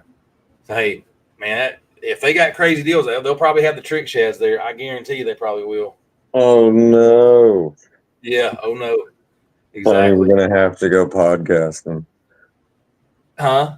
We're going to have to go podcasting. Hey, we might have to do it. And Andrew said they work well in black tannic water. Yeah, 100%. Eddie said they're going to be at Lake Point at Emerson. Oh, sweet. Thanks, Eddie. Yeah, yep. Danny said, okay, so Danny said Emerson, I'll meet you over there. Okay, cool, good deal. All right, Danny, sounds good. I don't think I got anything going on Saturday. I hadn't made any promises that I remember anyway. Me neither, but I could be broken into not remembering. Well, Friday, I'm taking the day off Friday because I got a go get my knee looked at again. And then, so here's something funny. So today I'm at work, new neighborhood, and I'm backing my truck up. Danny's listening, so he'll get a kick out of this. He's on the cell phone on my holder in the truck. I'm backing up to get internet because of where I have to be at. Well, this neighborhood doesn't have your traditional like angle cut curb. It's got the little slope curb like the old school curb. I back up and I hear this grinding noise. I found I found a road sign with the back of my truck today. So I caved in the back right corner of my truck. You know, that was a pretty nice little Dodge. So now it's got to go Friday for an estimate to get a body work done. I called my wife and I said, guess what I just did? I just wrecked my truck. And she's like, you can't give me no crap about wrecking in a ditch then if you're going to wreck your truck into a street sign. I'm like, oh my gosh. And she says, you've even got a backup camera. I have words for that, but I will not say them. Yeah, man, it was rough. It adds character, man. This truck in construction, this truck is still pretty mint. What it was. I like it. Coleman says, what I heard is a deer hit it, right? Got to get insurance. Yeah. Listen, these insurance nowadays, it don't matter if a deer hits it. It don't matter what. They get you no matter what, because I have to keep them. I mean, probably $1,000 deductible, I'm sure. Yeah, Andrew, it adds character. I was sick, man. Christopher Smith, we go in Eddie Hope Baines Fishing and Outdoors is there. They got good stuff and deals too. Okay, good deal. I don't know who that is, but I'll check them out. I'm gonna try to get up there then. I mean, I know a lot of guys were, saying it was terrible, this, that, and the other, but you got to remember that these smaller shows, they are what they are. I mean, it's because people are going there expecting gold, man. Well, yeah, I think you're 100% right with that. I've heard that comment so many times from different shows, like, oh, we went and they didn't have anything and this, that, and the other, and it's like, you got to remember, had 45 booths and it was all mom and pop stuff. But man, that's what it's about. It's about giving people the opportunity to do something in this industry. And then Coleman said he told his girlfriend he's bringing $200 to GON. What I didn't tell her is also bringing my credit card. LOL. Hey man, that's why she's your girlfriend, not your wife, bud. Well, yeah, but he just got engaged. Oh, congratulations! Yeah, he just got engaged, so he's fixing to find out real quick that what's hers is yours and what's yours is yours is hers, or whatever that saying is. Your credit card debt now is her credit card debt, brother man. See, we went down to ICAST, and since we couldn't buy anything down there at ICAST, I'm gonna have to make up for it at GON. Oh, there you go, Tony. Enjoy my Frito, his freedom. I need another bait. Like I need a hole in my head, man. That's for sure. I mean, I definitely could use another hole in my head if it's a trick shad. Yeah, I'm cool with it. Is Coleman from around here? Coleman, I don't know where Coleman's exactly from. I know West Point was his home lake. I don't know where he's at now. But yeah, so I know he's going to be up there with it's a trailer company. Is it Superior Trailers, Coleman? Is that right? Superior Trailers, if I saw that right? I think I've seen them before. Big trailer company. Oh, he's from north of Athens, Dansville, grew up in Griffin. Okay. I got you. All right. But yeah, Superior Trailers, that's his girlfriend's company. Okay. Good deal. Heck yeah. Oh man. Awesome. And that's another thing unfortunately I don't need a trailer right now. I used to be one of those guys that had a trailer for everything I owned, just about. I've got one trailer now. That's all I need. My dad used to be the same way.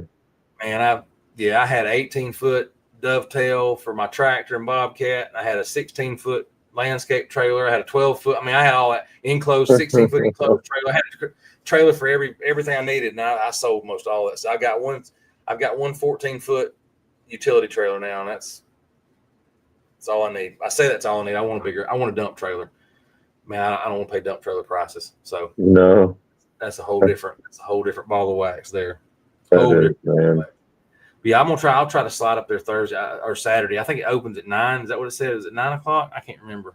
Y'all tell me what time it opened. I can't remember what time it was now. I may slide up that way. Let's look at how far Lake Point is from my house while we're on live. That's the professional thing to do. I can't use my phone because I'm using my phone. Oh yeah. Lake Point Sport, Emerson, Georgia.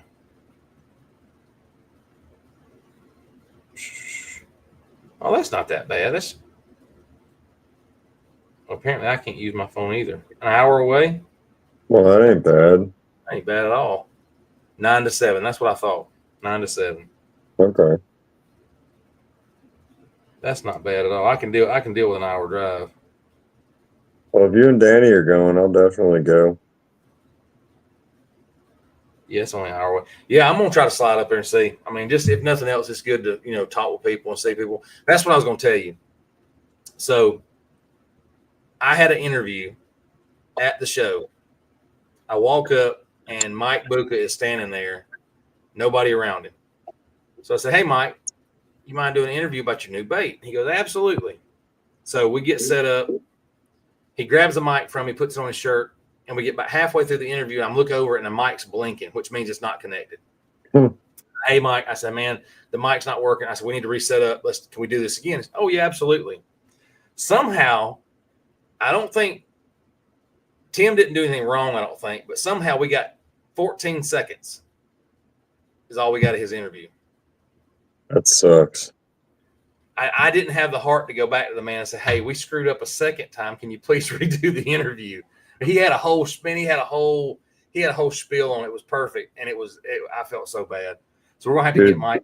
We have to get Mike on the show. He was supposed to be a couple of weeks ago and couldn't make it, a couple of weeks ago and couldn't make it. We got to get him back on the show so he can talk about that 8-inch. He's pretty proud of that one. I'm freaking excited, dude, because like me doing what I'm about to start doing in a big glide service kind of deal, that's a selling point. You know what I mean? Yeah. So what are you going to be doing? Tell everybody what you're going to be doing. I'd like to take people out and introduce them to throwing big baits, and I'd like to have the ability to, at the end of the day, even if they didn't catch anything, they can take home the glide bait that I showed them how to use. Okay. So their return investment is still going to be a glide bait. Yeah. At the end of the day. So have you worked out pricing any of that stuff yet? Kind of. Still working on that? You don't have to you don't have to let anything out of the bag. I was just curious. Well, no, it's not that. It's just more like I'm unsure once I get my LLC going how much the insurance is going to be on the guide boat. And I know it can't be much, but still, dude, I'm not in this to get rich. I'm not trying to overcharge people.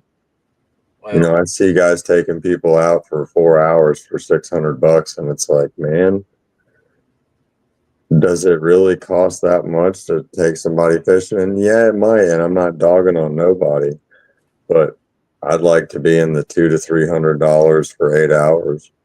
Well, I'll say this for what it's worth, and it's only one man's opinion.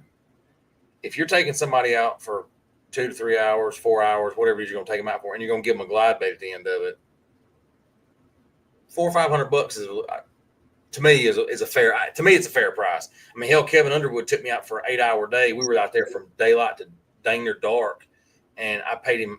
It was only $400, and I gave him a $100 tip. I was like, dude, we were out here all day long. I mean, that was a day of fishing. I mean, that's what I'm saying. And Lanier's different. Like bigger lakes are different. So there's a guy out here at the lake that I live near, and he charges $600 on this lake out here. Now, with that being said, though, you can take a John boat. So if I took somebody out right now and showed them the spots that I fish and catch the big fish in, you could take a John boat and freaking they would burn my spots. You see what I'm saying? So you would do damage to everything that you have. Well, so you take somebody out for $200 or $300. What I'm getting at is you're going to want to weed out your, you know what I'm saying? Does that make sense? I mean, some of these guys that pay $200 to doggone, I mean, they'd burn you to the ground, and it wouldn't take them but a second. So that's true. Yeah. You know, you want to be careful. I didn't think about it on the negative end like that. You want, and I hate to say it like that. I hate to be like that, but I'm telling you, man, there's some of these folks in this deal that they'll laugh at your face while the knife's coming out of their pocket, dude. I mean, and you take them out there and show them your spots, and they're giving them the bait and everything, and they turn around and go, I can charge $450 for this trip. I mean, I don't know, man.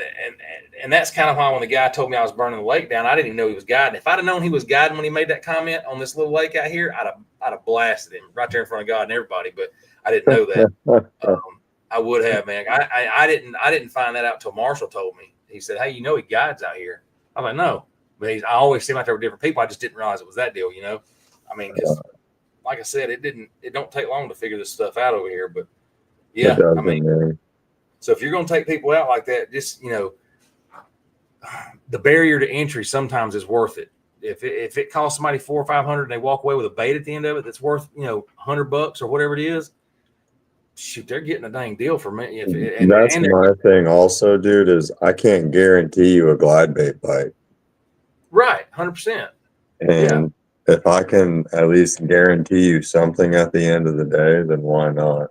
There you go. So my biggest thing is going to be, am I going to have baits available enough if I'm running trips like that for me to go in, buy baits, and then return investment? Yeah, there you go, folks.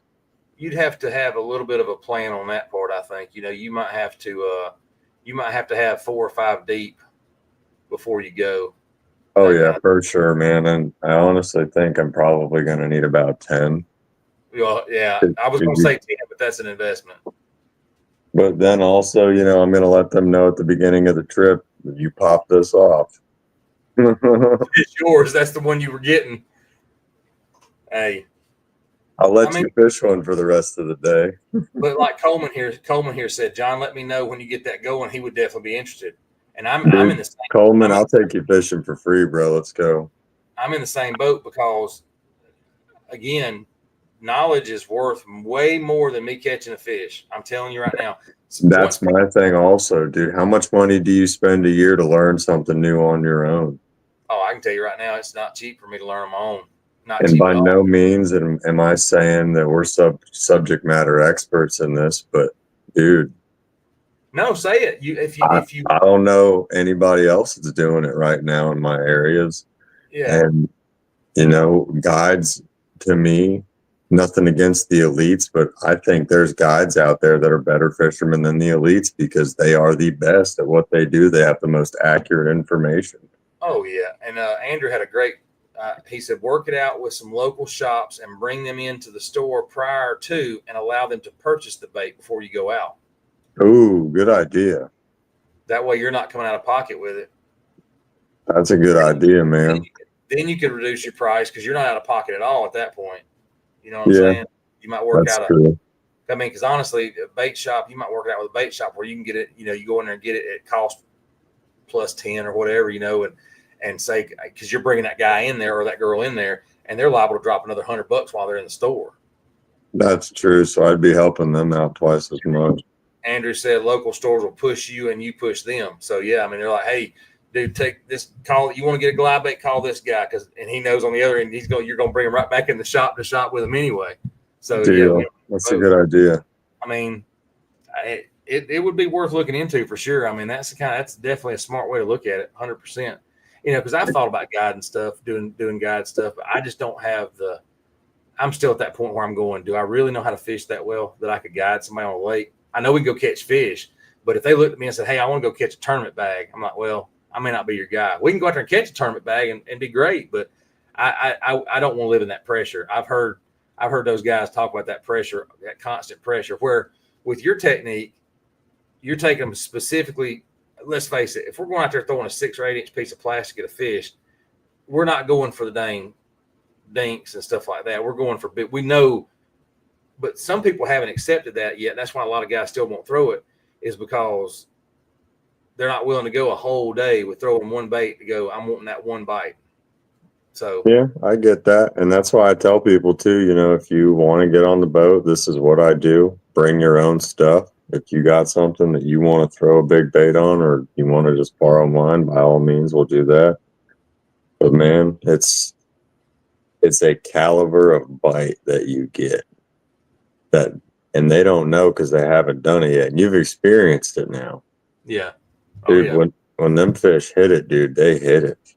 And what's crazy to me with it, and Andrew said guiding is fun, knowing how to do multi-species is good. Coleman says he would love to guide on Hartwell or Russell, but I couldn't handle the pressure, not putting somebody else on fish. There'd be too much pressure on him, and that's where I'm at with it. But to me, it's, again, if you know going into it, we're throwing a glide, which is not going to get bit by every fish in the lake. So we got to be around the big fish, that kind of thing. Exactly. There's no now if you're sitting out in a freaking just a dumb place where you should never get bit by a fish, and we go, well, we fished here all day and we didn't catch nothing. Sorry about your luck, pal. That's different. You know, I mean, people will go pretty quick. I think I could handle the glide bait fishing guide service better than I could the let's go out and catch a tournament bag, because, you know, that's a different mindset altogether for me. At least it is for me. But what I was going to say is, you're talking about the bite. What amazes me with the glide bait is how willing the fish are to bite it. Like, I never would have thought. I thought, you know, I'm going, okay, I'm going to catch a couple, maybe everyone. I've damn near got a bite every time I've gone out with it. Now, there's days where I don't throw it because they're not in that mood for it or whatever, I guess. But yeah, I'm still shocked. I was shocked when I started throwing the dang 6-inch swim bait, the little soft swim bait. And I got bit on it like I did. I'm going, this thing's huge.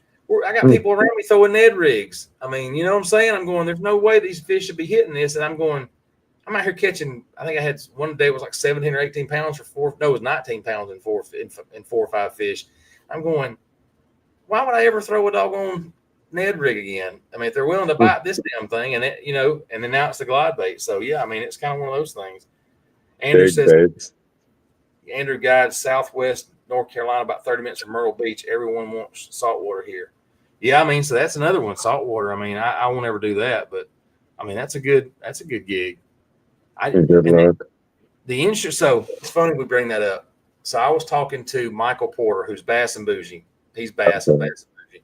We were down at ICAST together, and I said, Mike, how do you handle people wanting to go fishing with you? And this is no offense to anybody that's asked to go fishing with me, so please don't take this the wrong way. There's a couple of people that I'm gonna go fishing with. We've worked it out before, no big deal. But I get asked constantly to take people fishing, or hey, I want to go fishing with you, because everybody sees TikTok and Facebook and Instagram and YouTube and all that stuff. And they go, man, you fish all the time. I ain't fished in 2 weeks, but I put out a fishing video every day because I save my material. I've got a backlog of material because that's what you do. You got to, and sometimes I reuse material. I mean, I have to reuse it 2 times because I don't get to go as much. Now there are weeks where I fish every day, but I hadn't been I've been 1 time in 2 weeks. But I asked him, I said, well, how do you deal with that? And he told me, he straight up told me, he said, don't do it. I was like, really? And again, John, nothing against what you're trying to. You're starting a guy business. That's a business towards that. You're catering towards that. What's up, G-Dad? What's going on, man? That's my bait painter, G-Dad Outdoors. He paints my baits when I need them painted. Does a really good job, y'all. Y'all go check him out on TikTok. He's TikTok, YouTube, Instagram, Facebook. He's got all of it. Y'all go check him out. He's a really good dude. Really G-Dad, add me on Instagram. I got questions. G-Dad, Big Bait John in here said add him on Instagram. I'll text you his number, John. I'll send him his number. He lives right down the road from me, not far. We've talked several. He's been to my house several times. Does a really good job. He will get you set up. But he said don't do it. He said because of doing social media and stuff. He said some of these folks, like we talked about earlier, some of these folks have ulterior motives, and you could end up in the pretty hot water with it. So he was kind of cautioning me against it. So I could see that though, you know, just taking people fishing for fun where it could really burn you up on the bad side. Well, you know, somebody gets hurt or whatever. And, contrary to popular belief, I make $0 from fishing social media. Zero. I haven't got enough followers. There's companies that are at ICAST that will not even look at me twice because I don't have 20,000 followers. Exactly, man. And that's they'll talk to me all day long for that interview. They'll talk to me all day long.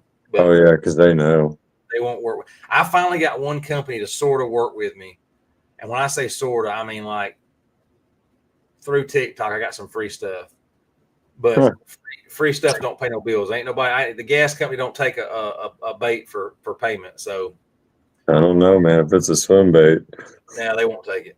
They won't take it. Now there might be a guy up there that might give me some money for it, but they won't take it for the payment. G-Dad, his Instagram is Big Bait John, and I'll make sure y'all get hooked up after the show. Deal. I'll give either one. I'll give either one of y'all numbers, however y'all want to work it out. I don't care. But he does a real good job, and so if you go back and look at some of my TikTok I did 3 months ago now, he painted a jerk bait and topwater bait. I told him what I wanted it to look like, and he painted me a jerk bait that looked like a carp. Dude, it got hammered, and then I lost it. I broke it off. I've got 6 of them. I've got a bunch of the baits. I just need to get it to him to let him paint them for me. I got you. But I said I want it to look like a carp, and then when I got it back, it looked just like a baby carp. Freaking money. Deal. I mean, you don't ever see a baby carp like bait. No, you don't. Nobody paints a jerk bait, dude. It looked just like one. And that's sick. I took it to Wedowee on a clear lake. Wedowee's a deep clear lake, and they absolutely hammered it.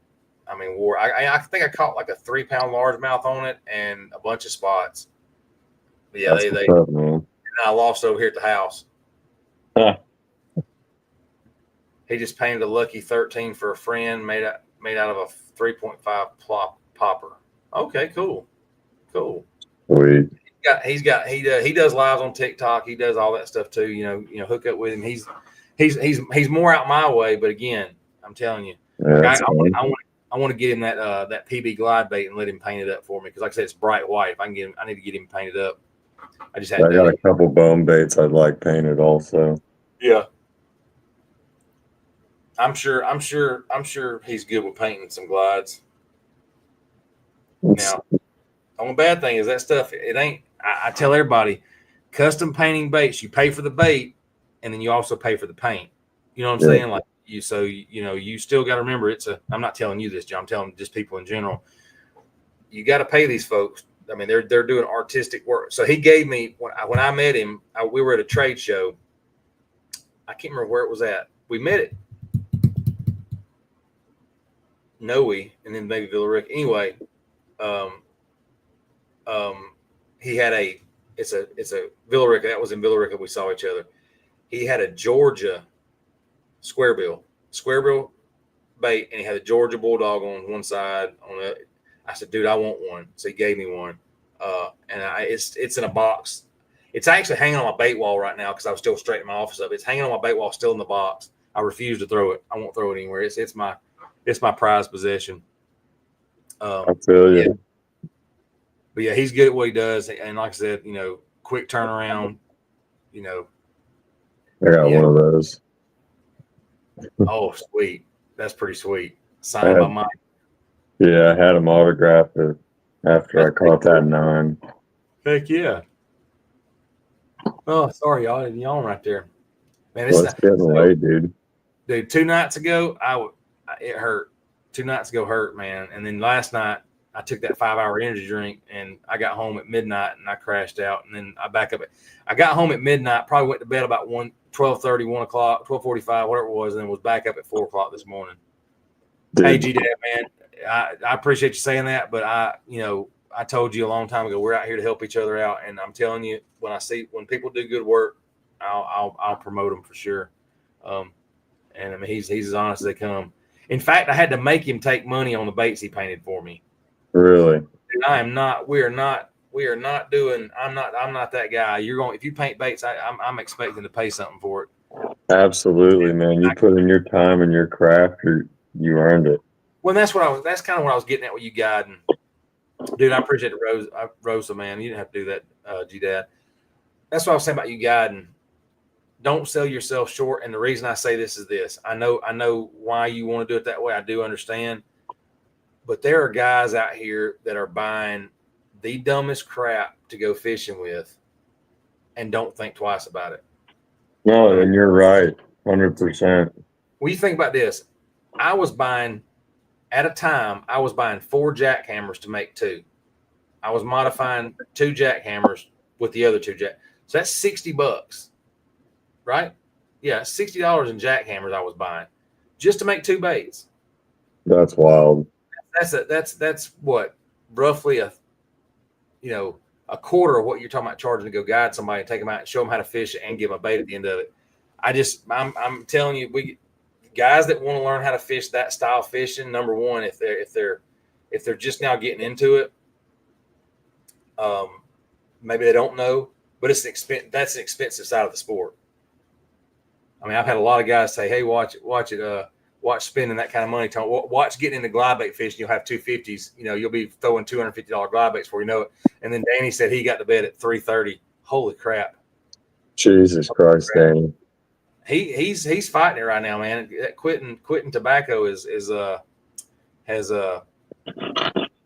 him. Dude, I was so motivated this morning when I heard Danny quit dipping last night. I was like, man, I'm proud of him. Maybe I should do the same thing. I went almost all day, and finally, dude, everything just started going wrong, and I was like, oh my God, no.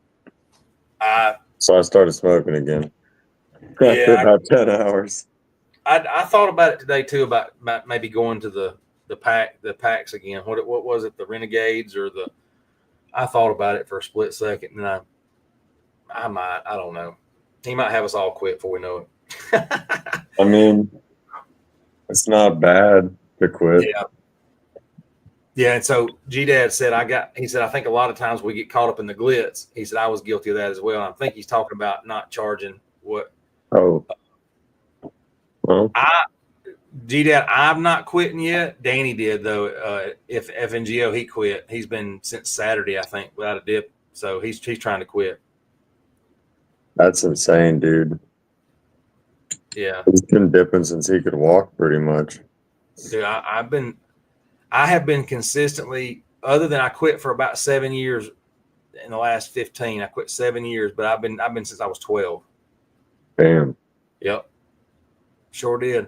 I went from 12 years old. We could buy it at one of the gas stations at 12 years old, and then I worked at Winn-Dixie where nobody cared. I bought a dip all the time, and then, like I said, I quit for about 7 years, and then I said one day, I don't have any bad habits. So I started back. I've just about got enough points and Longhorn points so I can get another set of earbuds. Well, that's pretty badass. the dang Beat Power, the Beats ones, man, they're expensive. So I'm almost on my second pair in 2 years, though. That's how many points I use. I go through a bunch. Oh, that's awesome. Danny G-Dad said he's praying for you. He quit 2 years and then picked it back up, started chewing Red Man at 9 years old. Yep.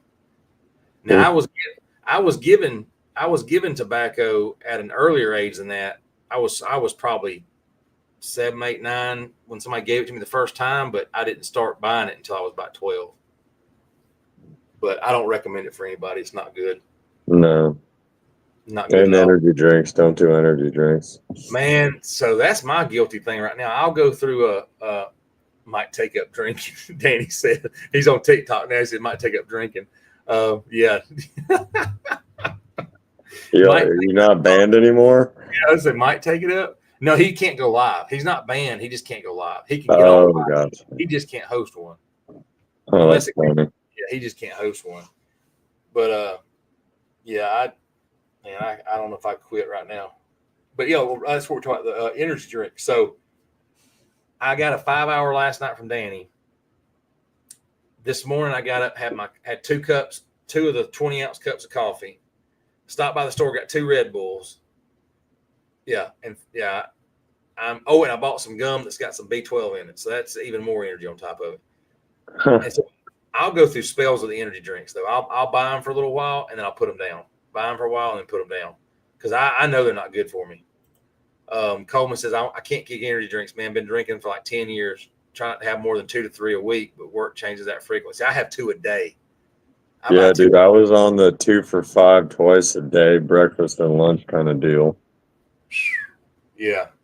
I love a full throttle, man, but they gave me diabetes. Really? So, yeah, I'm a type 1.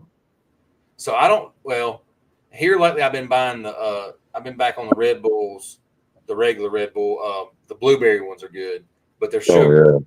I was drinking the no sugar, but believe it or not, I don't know if y'all know this or not, you can actually give yourself aspartame poisoning. Yeah. I actually not overdosed. I started having those little drink packets you can mix in water. Yeah.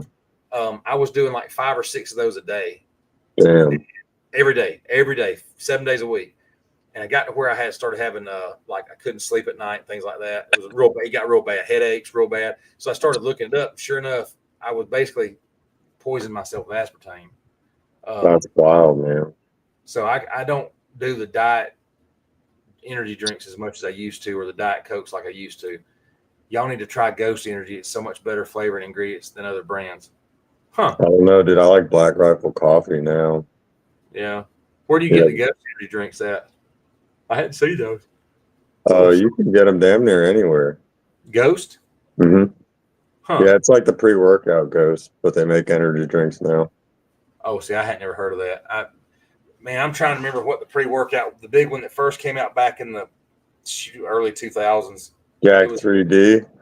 No, that don't sound familiar. I just remember it being almost in a purplish red can. Oh, NO Explode. That might have been it. That sounds familiar. Man, people were going nuts for that stuff, and then they were geeked up out of their minds. Man, they were people overseas. You probably know people overseas were dang near snorting that stuff, and I probably couldn't. Dude, it was not promoting it TikTok. I'm just telling you what they were doing. We were just throwing it down the hatch. Dude, they were freaking. They were carrying Ziploc bags around with it everywhere they went.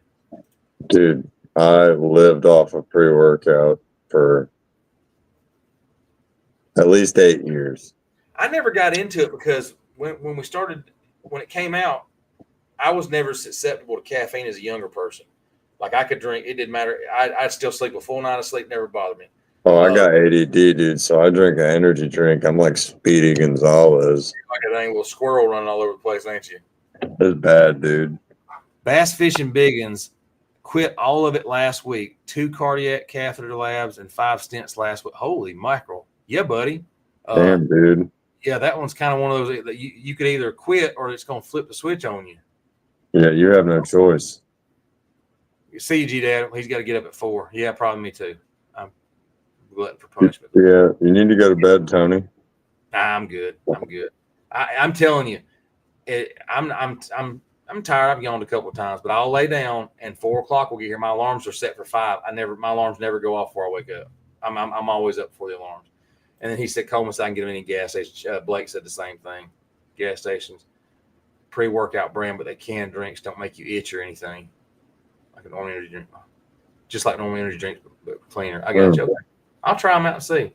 Don't make you itch. That's the funny thing, because man, those pre-workouts back in the day. That's what I like. Man, they would make you'd be all over the place with that stuff. But what I was saying earlier, I wasn't susceptible to them. I would notice something for maybe a day or two. And after about 3 days of drinking it, it was almost like drinking a flavored drink at that point. I never noticed it. So I love them, man. Oh, God, I love it. Andrew says stick to Pedialyte Plus, especially in the summer, little in the morning, lunch, and before bed. Yeah, I mean, if we're trying to be responsible, Andrew, you're 100% right. I'm not a responsible person. I mean, Andrew, I am. You're the adult tonight. Yeah, so yesterday I had one. So I had a little issue at work, whatever, had to take care of that.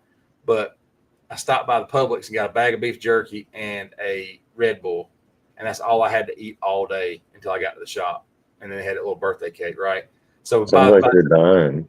So by the time I got there yesterday evening, that's why I was yawning so bad, and I had to get that 5-hour energy because I hadn't had nothing to eat. I was definitely not feeling it. Man, that's been 2 hours. I know we're off on the energy drink stuff. It's been 2 hours. It's about that time anyway. So yeah, we keep talking about energy drinks. I'm gonna go find something. No, I won't do that, but I may have some coffee left in the cup down there. I may drink. I don't know. Coffee's good, man. Yeah. Well, man, I appreciate it. We'll next week we'll try to get something planned out a little better. Now that we're back in town, or I'm back in town, we'll plan something out a little better. Are you going to the shop tomorrow? Yes, I got to run the boards tomorrow night, so I will be up there. Okay, I'll probably come down there then. Okay, yep, we'll be there. Well, yeah, we'll get something worked out for next week. I'm gonna start doing kind of like Danny does. I'll set it all up and have a show post about everything and all that good stuff. I just kind of let Wednesday catch up with me. So we'll figure it out, and then we'll see y'all at the GON Blast up there in Emerson Saturday. Y'all have a good evening. Good night, Coleman, TikTok. I'll see y'all. Night, Joe. I'll see you, John. Have a good one, buddy. You too, buddy.